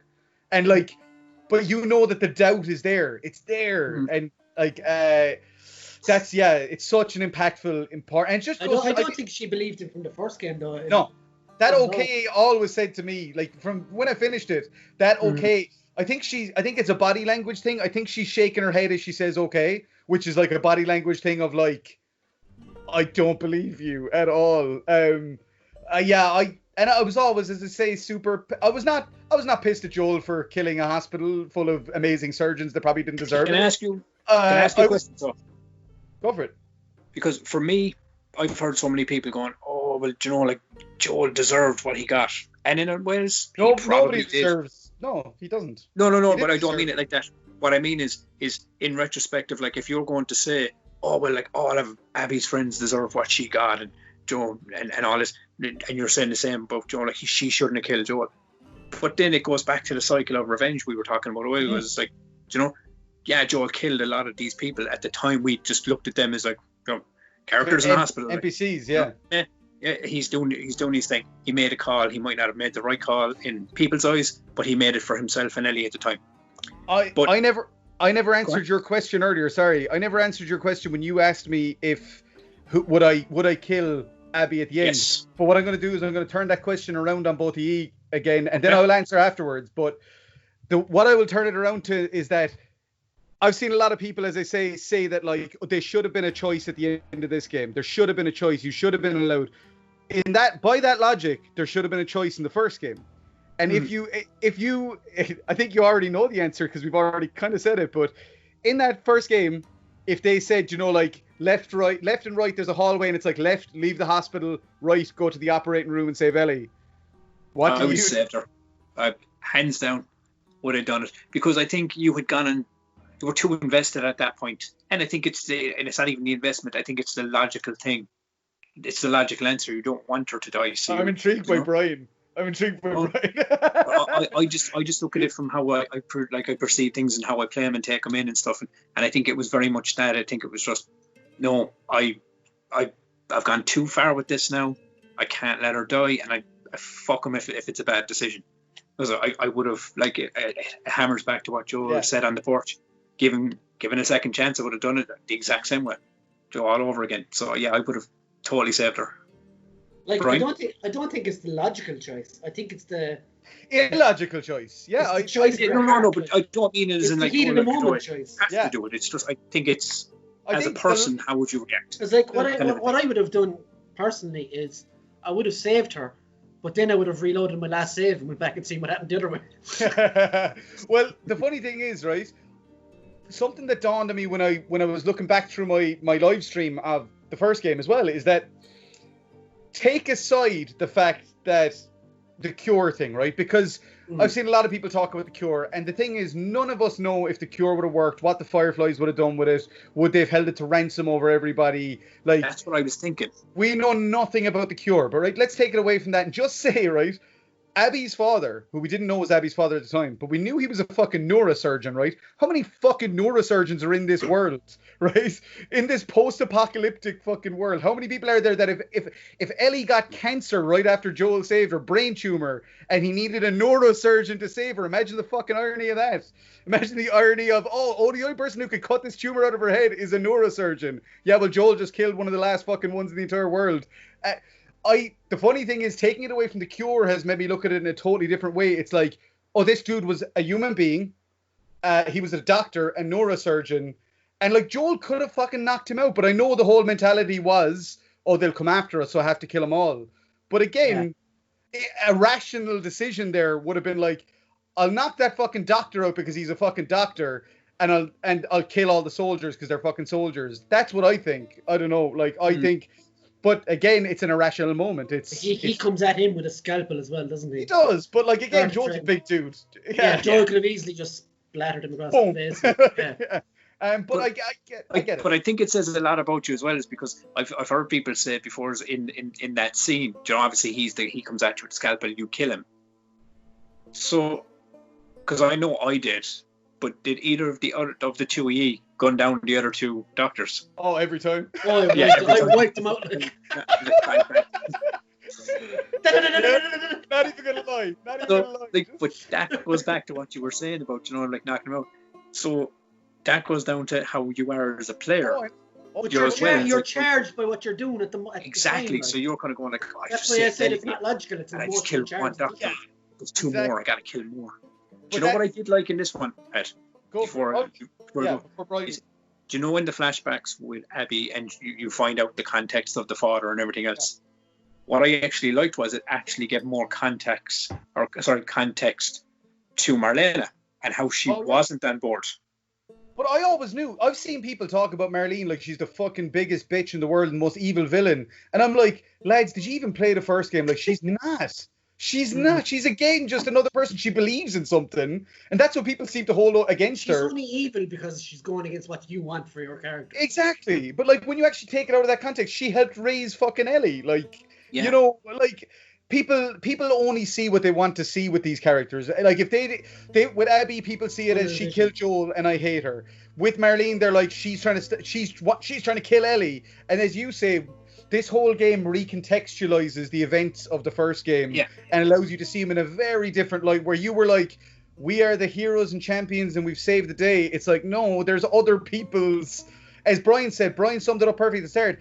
The game is just about empathy. It's about understanding that everything you do affects someone else. And to kind of go to that, the end part, I never answered your question. If I had the choice, would I kill Abby? Absolutely, categorically, not a fucking chance. I started crying when I saw Abby up on the pillar. I started bawling, crying. I was like, this character who I've grown to love so much over the last 10 or 12 hours, to see her reduced from this amazing physical, like, fucking buff character to that. And I thought Lev was dead. That also nearly killed me. I was like, oh my God, I think Lev is fucking dead. And like you, Brian, I was super angry at Ellie for the knife moment, but at the same time, again, looking at it later, I was like, I get it. I don't know if she would. I don't know. I do not know if Ellie would have followed through. I feel like, but it was, what Ellie needed was, she needed that closure. She needed, my take on the end is very different from a lot of people's who are like, she should have killed her. I'm like, I don't think she even went there to kill her. She went there to find closure, to know she could. Because Abby had beaten her twice. Abby left her live twice. Abby left her go twice. Yes, exactly. But she had lost to Abby twice, effectively. Like, she lost Joel to her, and then she lost to her in the theater. And I feel like in Ellie's mind, it almost became that, like, even if I don't kill her, it's like the three don'ts. Nathan's line in the three don'ts. You know, I don't even have to bait you. I just want one clean, solid shot at your big, thick skull, you cunt. You have my attention. It's like, that's what I felt Ellie's journey was like, I want to face her. So, like, having done the whole Abby section, how did you feel coming up against Ellie in the theater? I was so uncomfortable. I was so uncomfortable with it. It was the weirdest. I think it's the first video game. I think we can safely say this. Metal Gear Solid 2 actually might be, you know, I was going to say I think it's the first game where you fight your lead protagonist as a boss. But I think Metal Gear Solid 2 did that where you were fighting Snake. But yeah, it made me so uncomfortable. As you said, Brian, when you had to hit square to choke her out, I'm like, I don't fucking want to do this. Same as at the end when she's choking Abby out, I was like, I don't want to fucking do this. Like, I was still that for me. Go on. I was still emotionally charged from the whole aquarium scene. So Yeah, really? I was all in to kill Ellie at that point. I'm not gonna lie. I was. When she started shooting me in the head when I couldn't see properly, I was like, "You fucking bitch!" Like, I had a moment where I was, do you know, when you have the confrontation, do you know, it joins up to where she's like, "Oh, you Yeah. killed all my friends and I left you live and you wasted it," and then she takes a shot and then Ellie runs. Powerful line. It's fucking unbelievable. But then it's like, do you know, when that scene takes off into the next section, Yeah. my brain initially, because I didn't know when the end of the game was coming up, so I thought, oh, this is the last scene, so it's going to flip over and I'm going to be Ellie. And Yeah. but when I flipped into the theater and I was still Abby, I was And like, you were what chasing the fuck Ellie? is this game making me do? I don't want to do this. I felt so uncomfortable. Yeah. And again, as what I said, is it harps back to the Joel thing, where like you bring Abby to Joel Yeah. for her to kill him. I was going to has this game literally made me bring Abby to the doorstep To kill so Ellie. I fucking kill Ellie. I was like, for fuck's sake.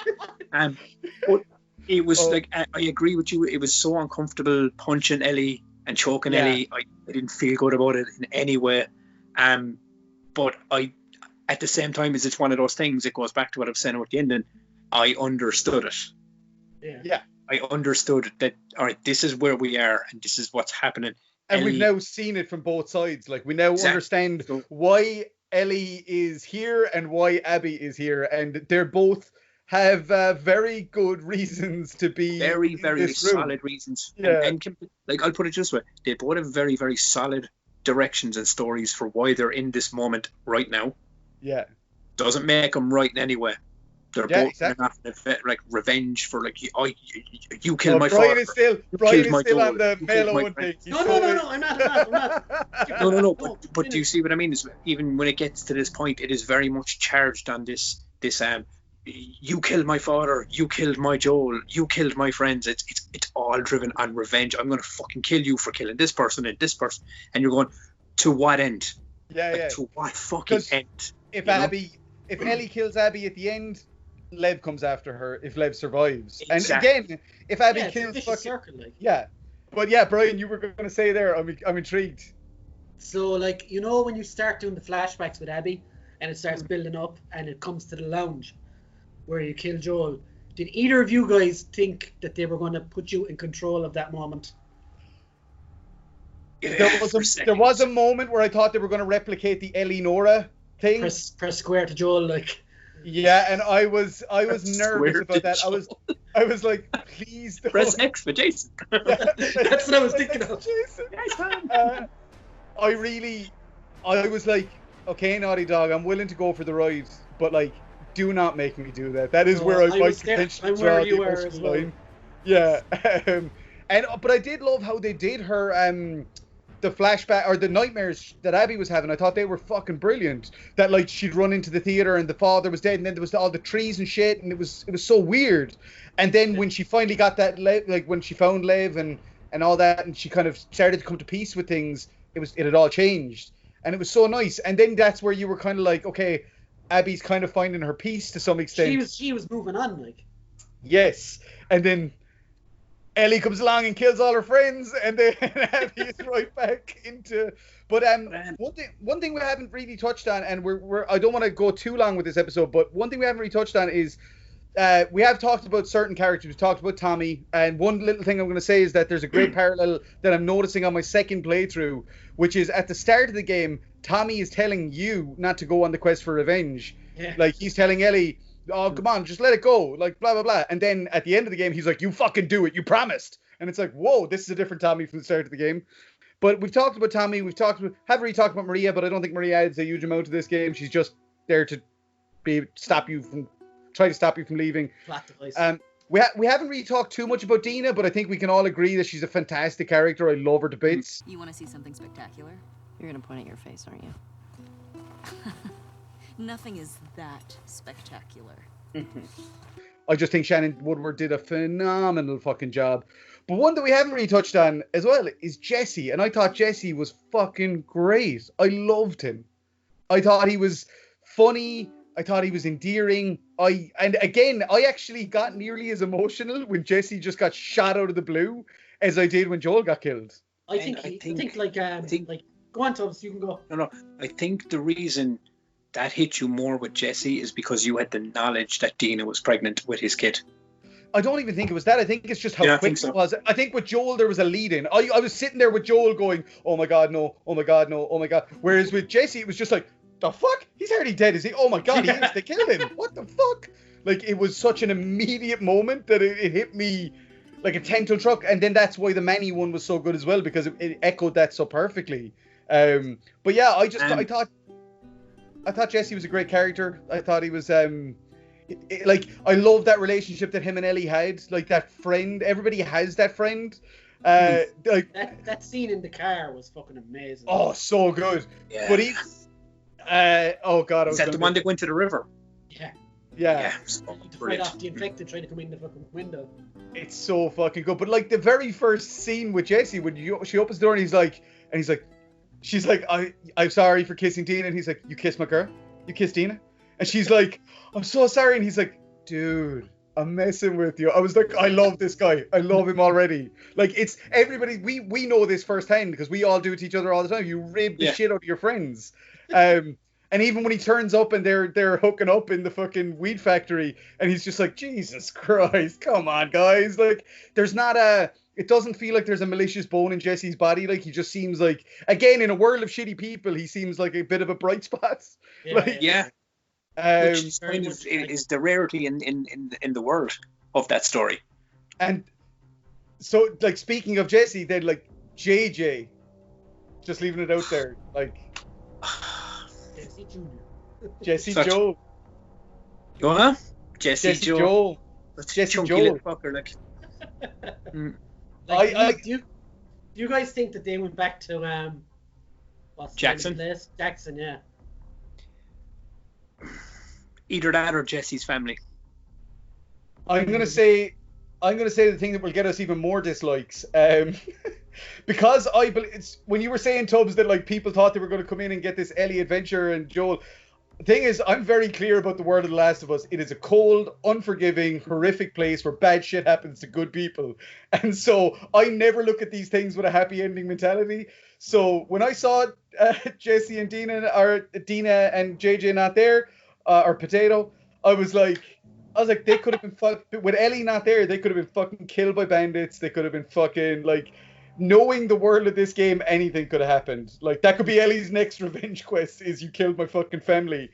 I was thinking then when it ended, like, I was going to go like, but I mean, you'll probably see. I don't imagine if they make a third game, I don't imagine it'll be like Ellie and Abby teaming up together, fighting after the wolves. You know, I reckon that you might see Ellie in the next game, but I don't know if it's going to be focused on her. I reckon it's going to be Abby and Liv.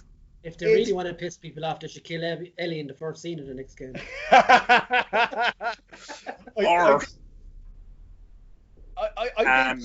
Go on. Oh, sorry. No, I think that I don't know if Ellie would go back to Jackson, and the only reason I say that is I don't know if she could face Tommy, like, again, unless, now what would have been a kind of cool ending, if, again, just little, again, this is not a, oh my god, why didn't you do this, Naughty Dog? It's oh, this might have been cool as a, like, an aside, or an epilogue or something that they released down the line, is her returning to Jackson and lying to Tommy the same way Joel lied to her, and just showing that that's cyclical as well. But wouldn't that have stepped on the reasoning she didn't kill Abby, because that would have just kept the cycle going all over again? Well, yeah, but that's what I mean. That's why it would be good. Because, like, again, it would show you that even though, like, you can not do the thing, but you still end up trapped in that weird cycle. Because I don't know if she could face Tommy and lie to him and tell him that she didn't kill Abby. And I think she could, because she could just say, yeah, bitch bit two of my fingers off, but I fucking got her. But I don't there was think so many people that I heard that were bitching about that. It's like, oh my god, like, John, she bit her fucking fingers off. Why didn't she kill her then? I was like, lads, you're missing the point of this.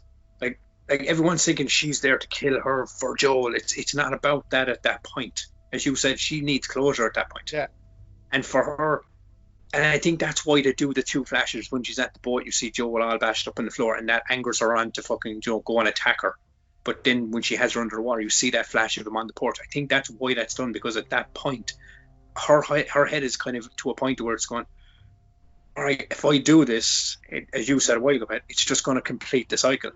and it's going to circle back around all over again, and someone's going to come after me. And as I said, to what end? So she decided not to. That was her closure, to not kill her. And also, it's not going to bring Joel back. Like, she realizes in that moment. That's what it was. She had, like, the memory, and I think the way it was structured with those flashes as well was that the flash she had, which was causing her PTSD, was that flash of him dead on that floor. Yeah, but she was remembering his death. Yeah, she wasn't remembering his life. It was always the memory, the PTSD was remembering his death. But in that moment where she was actually trying to physically kill this person, her memory was no longer that on the floor death. It was the moment of their last conversation. Oh, that leads to a really interesting thing that I haven't thought. This is why I love talking about this stuff. So that leads me to thinking that, like, you know, all the way up until this point, she's just thinking of, as I say, like, Joel's dead. I want revenge for Joel's death. I love Joel. He's dead now. And it feels like in that moment, she remembers, and I'm not trying to say this in a negative way, but she remembers that, no, wait, I didn't love Joel all the fucking time. Like, me and Joel, like she suddenly remembers that Joel is not this martyr, that they had a complicated fucking past. And, like, yeah, it's suddenly in that moment she's realizing that, like, yeah, we've got to put... I was willing to try and forgive Joel then. Maybe I need to... The only way I can forgive Joel now with him dead is by forgiving Abby, like, and not killing her and letting her go. Or that's a good one. I was thinking that maybe the reason they showed that flash of him with the guitar, because obviously we find out what that conversation is, but that conversation was when she said, I don't know if I'll ever be able to forgive you, but I'm at least willing to try. Yeah, exactly. So I'm thinking to myself, when she started to see that image, she was going, all right, I don't know if I can ever forgive Abby, but I'm willing to try, because to what end? But also she can never forgive Joel now because he's gone. So the only way to forgive Joel... That's what I mean. Like, to what end? Where do you draw the line? I think one of the most tragic scenes in the entire game is her going back to the house and trying to play the guitar. I got so upset.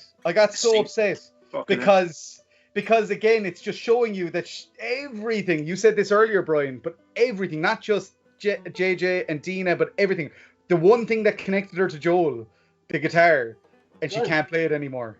And it's fucking gut-wrenching. Like, that's the it's horrible. It ends on such a bleak note, like it does. It doesn't end on a happy ending.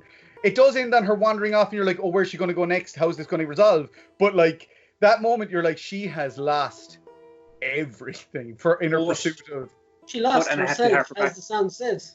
Exactly, Brian. Spot on. This harpers back to what Brian was saying about the scene with Dina in the house, when Dina was like, please don't leave. And she was like, I can't let it go. And she was, I'm not going to wait around forever. And she was like, that's up to you. Yeah.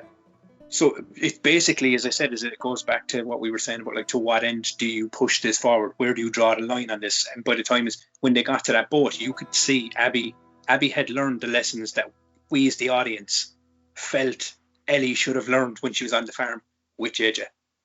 Yeah. But she didn't. And after all of that, Abby goes off with Liv because she's grown.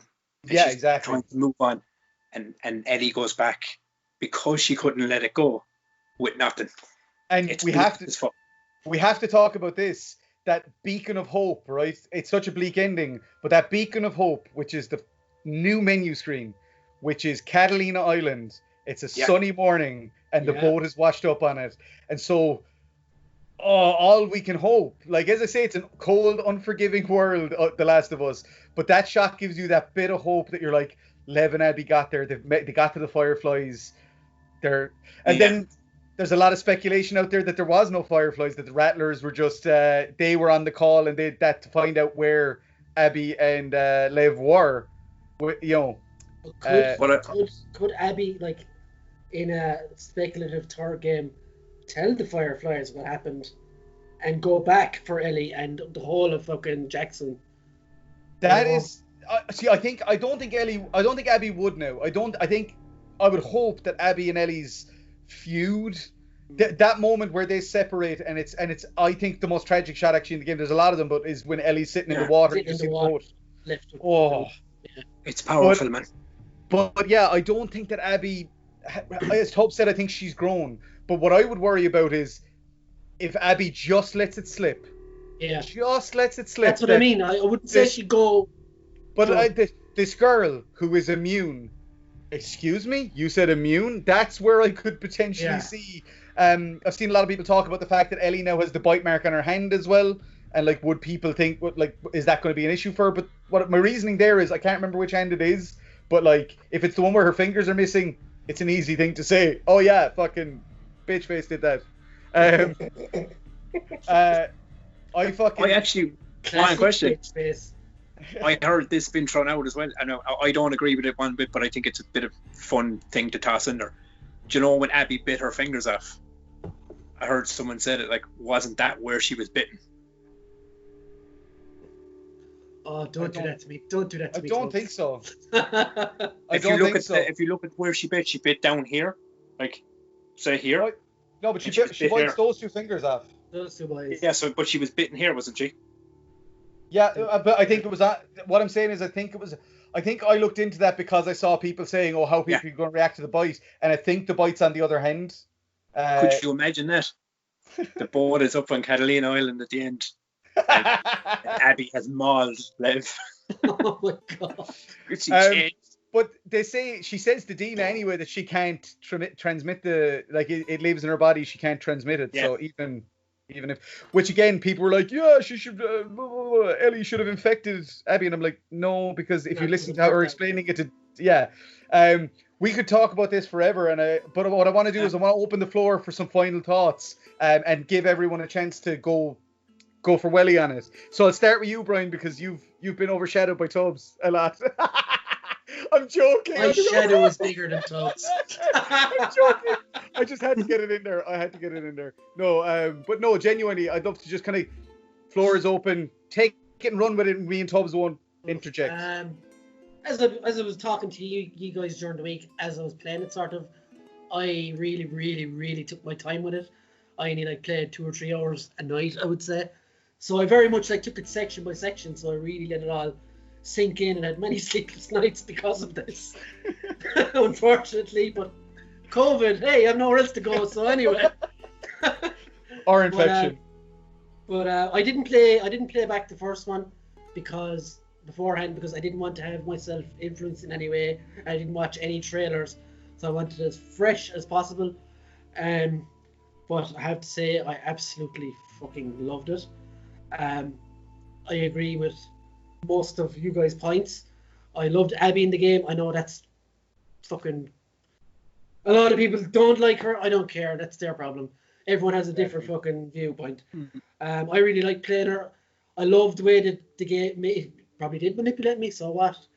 Pixar does it all the time. Just get it in there. Exactly, yeah. They've made me cry loads of times for nothing. So, but I went from hating a character that I went from loving a character that I hated and almost hating a character that I loved over the course of 26 and a bit hours.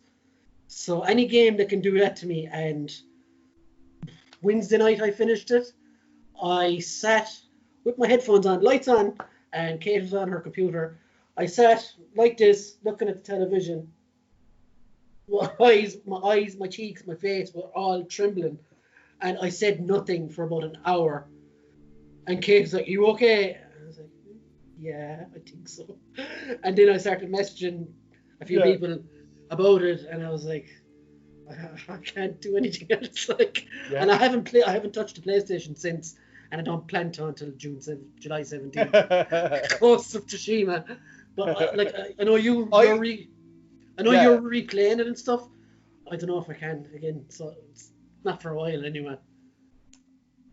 The only thing I'll say to that is that I will say, I don't know, I really think you should play it a second time just with the context, because it's a game that's set up with so much foreshadowing that it really does. And if you leave it too long, you kind of forget, I don't know, there's very few games that I tell people you should replay this immediately, but this is one where I'm seeing it just because I am doing it. I'm looking at it going, fuck, there's so much that parallel with Tommy.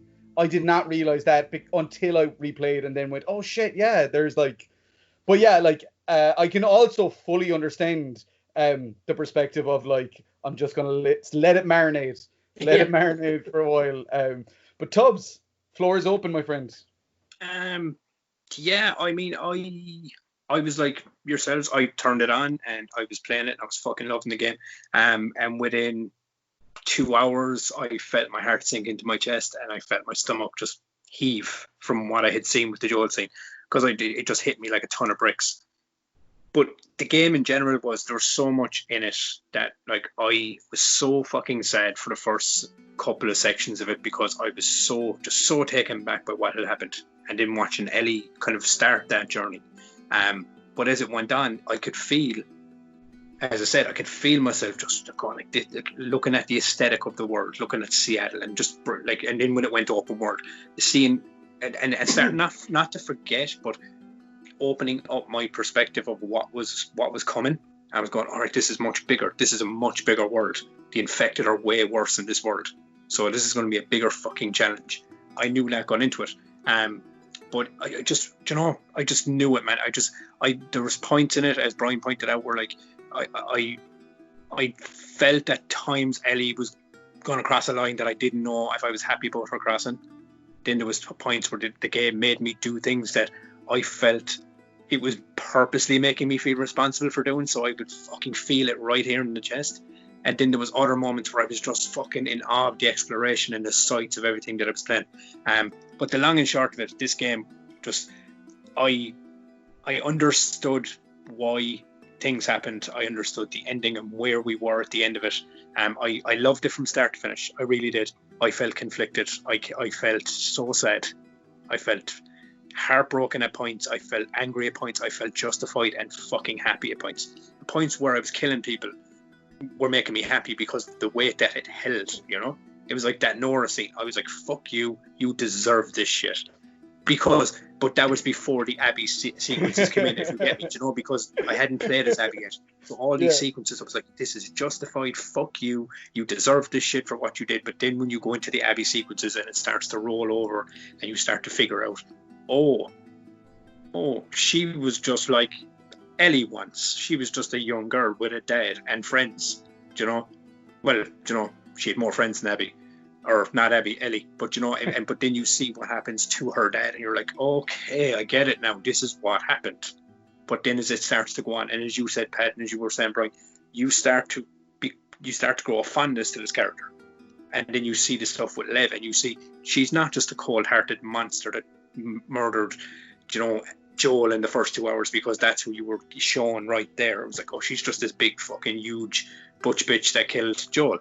It's this. You know, she has a place in this world, the very same as the rest of the people in this story. And I just loved how they articulated it and brought it forward. And by the end of it, made me conflicted on that beach scene, because I was going, part of me wants Ellie to see this through, but I know that's the wrong choice going forward. And then when it ended the way it did, I think I felt better inside, because I think in my head I was hoping she didn't do it. And then she didn't do it, so I felt a bit of ease, because I was going, all right, well, she's broke the cycle. She's found closure. She has done that. But there's so many moments where I just wanted to go, like Owen, for one. People were like, he was such a nice guy. I was like, fuck me, I hated Owen. And I'm going to tell you why. He was playing so many angles, man. He was presented like this lovely guy that was, I just love Abby, but I can't leave because Mel's having my fucking kid, you know. But Mel's a bitch and I don't like her, but, you know, let's have sex, but I can't leave. You know, I'm kind of going, man, make your fucking damn mind up, you know, because I found why there was so much weight attached with. I don't know, I could be wrong in this, but I think Abby loved him. I think Abby loved Owen. No, but I think Abby loved Owen more than Owen loved her. Fucking Adam Milan, man. You know? Sorry, Adam. But yeah, long and short, man, I loved it. The game hit me in so many different places, and I just thought it was fantastic. I liked, as I said, I would have been very, very happy if we got another Joel and Ellie story, trek down through the world with them. But to expand it out and give us something completely different, I thought this was very much the way to go. You know, because they shocked me and they hit me in the heart and they left me feeling broken at points, and then they gave me an ending where a lot of people said, and it was bleak as fuck, but I understood it, and I think that was the important message. I think understanding why you were where you were was why it was supposed to happen. And if you didn't, as Pad said, you didn't fucking play the game. You didn't take in what was happening. If you didn't come out of this game going, I feel so bad for Ellie and where she is right now, but I totally and utterly understand it because the choices all these characters made got them to this point. And one quick thing, actually, just to follow on from that as well, is that I've seen a lot of people, as I say what came up here earlier, you should have been given a choice. You should have been allowed to choose what happened at the end because they want to kill Abby, these people. And the way I look at it, and the most important thing, the way I'd like to kind of close this out to some extent, is in saying that The Last of Us is not Mass Effect. It's not The Witcher.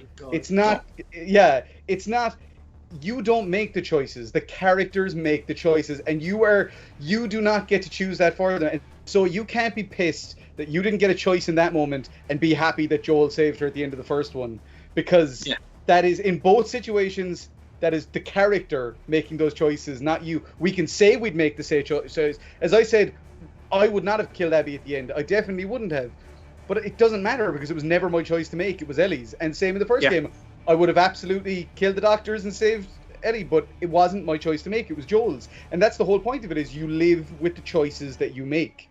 And making the right and wrong choice is all subjective, because at the end of the day, if Joel had left Ellie on that operating table, there could be a cure, it could have saved mankind and all the rest of it. But Joel didn't look at it like that. He looked at it like there could also be no cure, and this young girl who has a life ahead of her is dead for nothing. And he wanted to give Ellie the best shot at life he could. And so you can't not appreciate that idea. And that's what it's really all about. And then Ellie pays that forward and gives Abby and Lev the chance to live on and continue. And as we said a while ago, full circle. Mm-hmm. Yeah. As I say, guys, this is the type of subject that we could literally talk about for about 6 hours, because it's like, I mean, we're up on 2 nearly, which I'm delighted about. I was hoping this episode would run for about 2 hours. For a 30-hour game, 2 hours is not the longest amount of time to spend talking about it. Oh yeah, I mean, I don't even think we scratched the surface on everything. It might be something to look at as a series in the future, is just going back in scene by scene and dissecting each fucking scene, because there's so many layers to it. Like, but yeah, thank you so much. I'm so glad I got to kind of get your unfiltered. Funny thing is, no, you're all good. Funny thing is, as I say, there was moments when I was playing the game, and I was kind of glad to be a little bit detached from ye, in the sense that it led me to speculation about, would we all land in the same place? Like, would we all like the game? When you said I'm going to turn it off, I don't even know if I continue on. I was like, no, please, fucking go. That's what I mean. It's amazing to me. It just goes to show, I think, why we're such good mates and stuff as well, is the way we understand media. While we don't always agree on stuff, Man of Steel. Super crap. Oh, Martha. No, why we don't always agree. Why'd you say that name? That should have been the end between Abby and fucking Ellie. Martha, where did you say that name? Someone needs to edit that scene.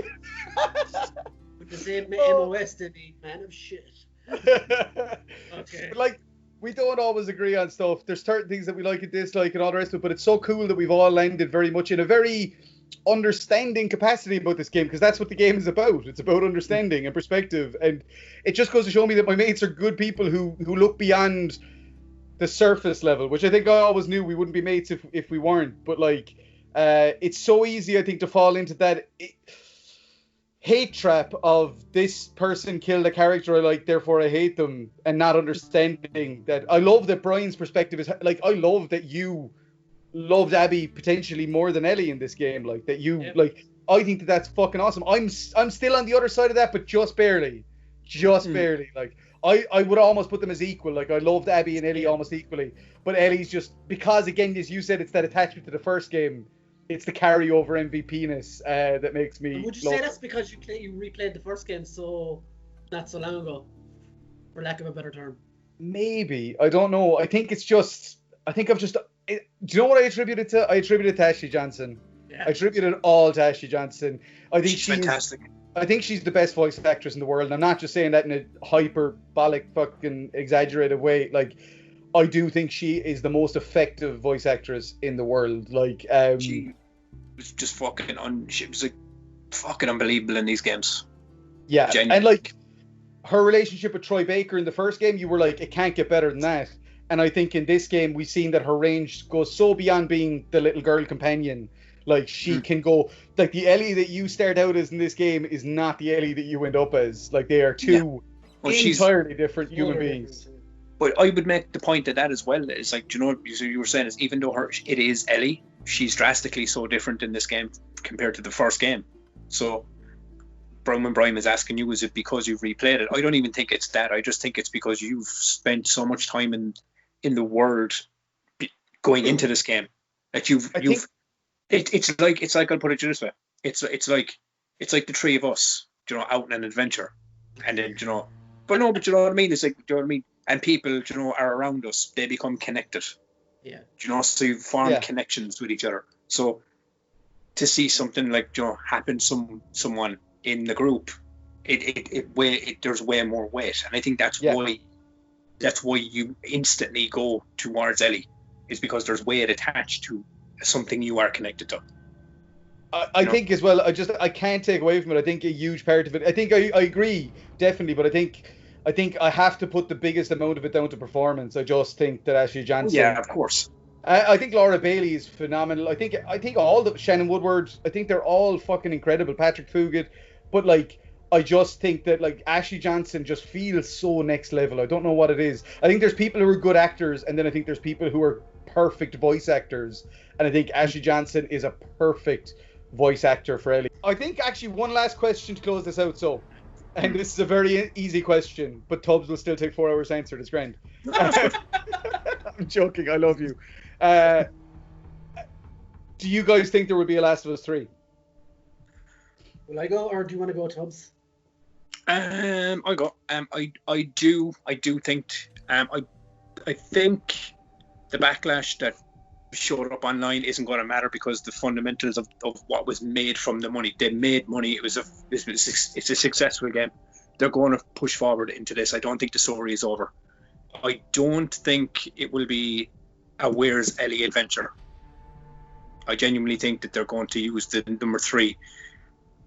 Maybe, I don't know if it's going to be a trilogy and finish. They're going to use that to bookend the entire thing, or to expand out on the universe and, you know, show that there's a broader world of characters and so on in there. But I don't think it's going to be Ellie focused. It might tie up loose ends about, like, what happened to Dina and JJ, or it could be even a fucking JJ adventure years later. Who fucking knows? You know, that's a good take. Do you know what I mean? And then it could be Ellie and JJ. Who knows? It could have, like, you know, just because they didn't meet up at the end. But I don't think it will be. I think Ellie's kind of, as you said, I don't think Ellie goes back to Jackson because she can't face Tommy. And I think there's a lot of variables that you've got to look at there. I think the most logical choice would be to look at Abby and Bev moving forward, and then obviously use the game to finish up. Because, I mean, they did it in this one, you know, you could have the main focus be Abby and Liv, and then have a side arc with Ellie to bring her into an ending of some sort. But yeah, be interesting. Brian? I think there will.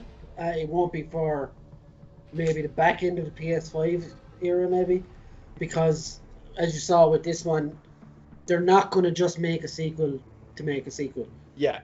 They're going to wait. Like, it depends. I think it depends as well what they do with this HBO series. That will inform what goes forward game-wise.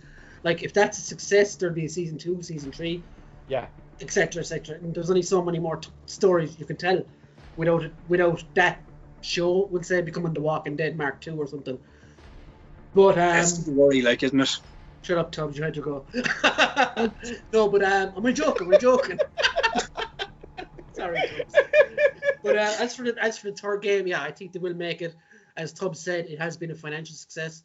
Whatever about critical success, people you said it the other day, Paddy. Look at the ratings on Sony, where you actually have to buy the game to fucking Yeah, rate exactly. Yeah. It's mostly 4 or 5 stars. I think the last time I looked at it.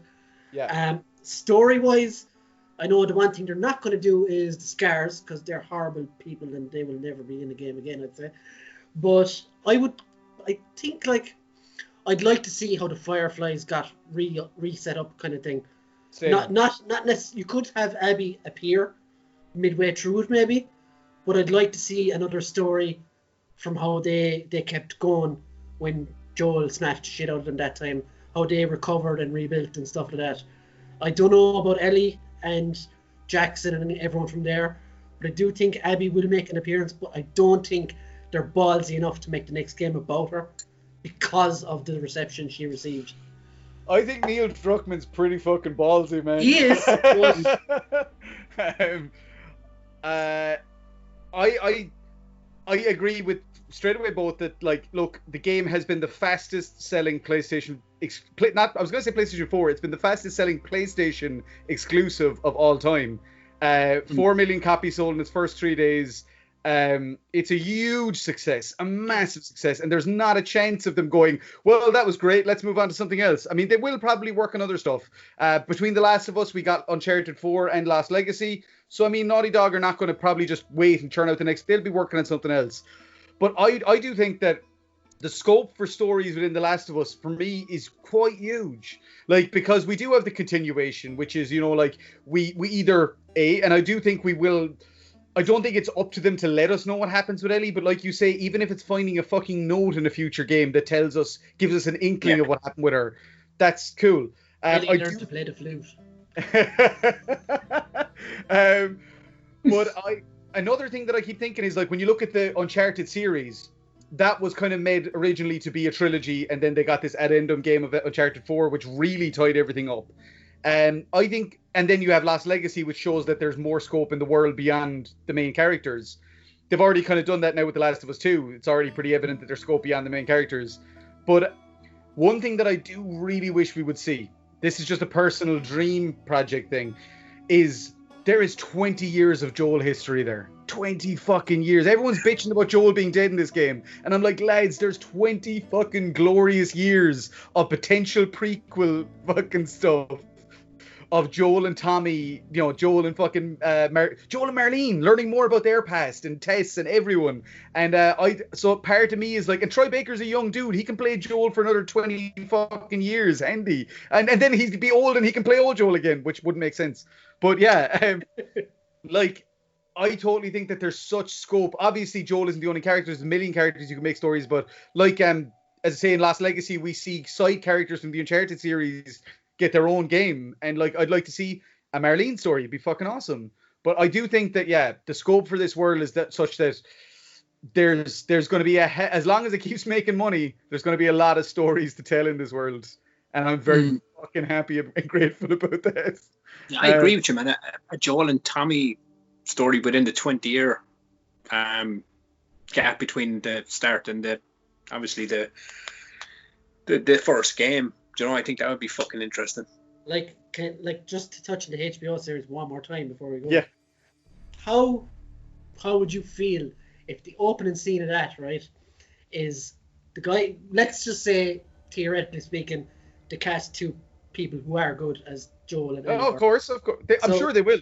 So your thing about doing the 20 years thing there. How would you feel if the first scene starts with Joel sitting on a couch telling Marlene how he got to where he is and what happened to his daughter, and to do a flashback, and it goes from there?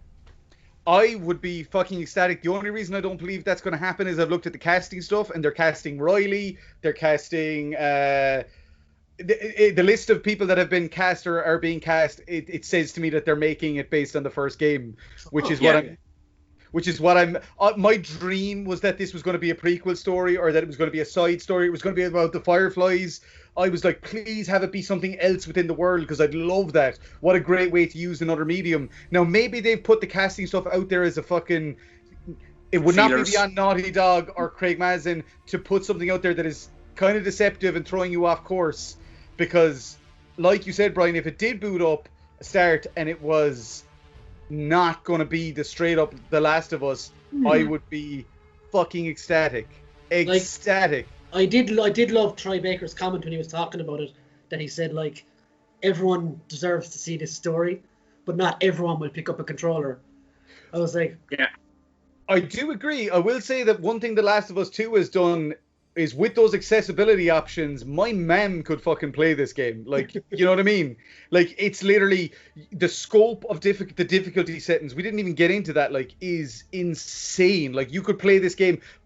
I mean, I would never let her, but Piper could play this game because the accessibility options are so varied. But I get what you mean, is that there's people also that go, oh, I don't play video games. And it's like, we're missing out on some of the best fucking stories. My dad would watch any TV show, but he would not play a game. So I agree. I do think, it is great to open it up, but I would much prefer 2 or 3 seasons of what you just described and then go into it. People. But just, I don't know. I hope I'm keeping this ready to eat in a couple of years. Anyhow, we're now at the 2 hours, 5 minute mark. I'm going to call it there, guys, and I'm going to say a massive thank you for coming on and binge chatting with me about The Last of Us Part 2. And we could still go more, so let's not, but we could. My phone's on 2%. Use the charger. It's charged. It's charging. Skype is draining the battery. Thank you so much. Love the bones of both of you. And as I say, God knows when we'll do this again, because I don't think we're going to get another game like this for quite some time. End of July, Ghost of Tsushima. I think that'll be an amazing game. I just don't know if it'll be life affirming. There'll be 2K Battlegrounds. Oh, God. Okay, that is the perfect point to cut. We should have committed to it and just walked off and let it go. We should have, really. All right, guys. As always, you beautiful bastards, let's survive together. And peace out. Later, guys. And Brian's going to go, bye. Bye.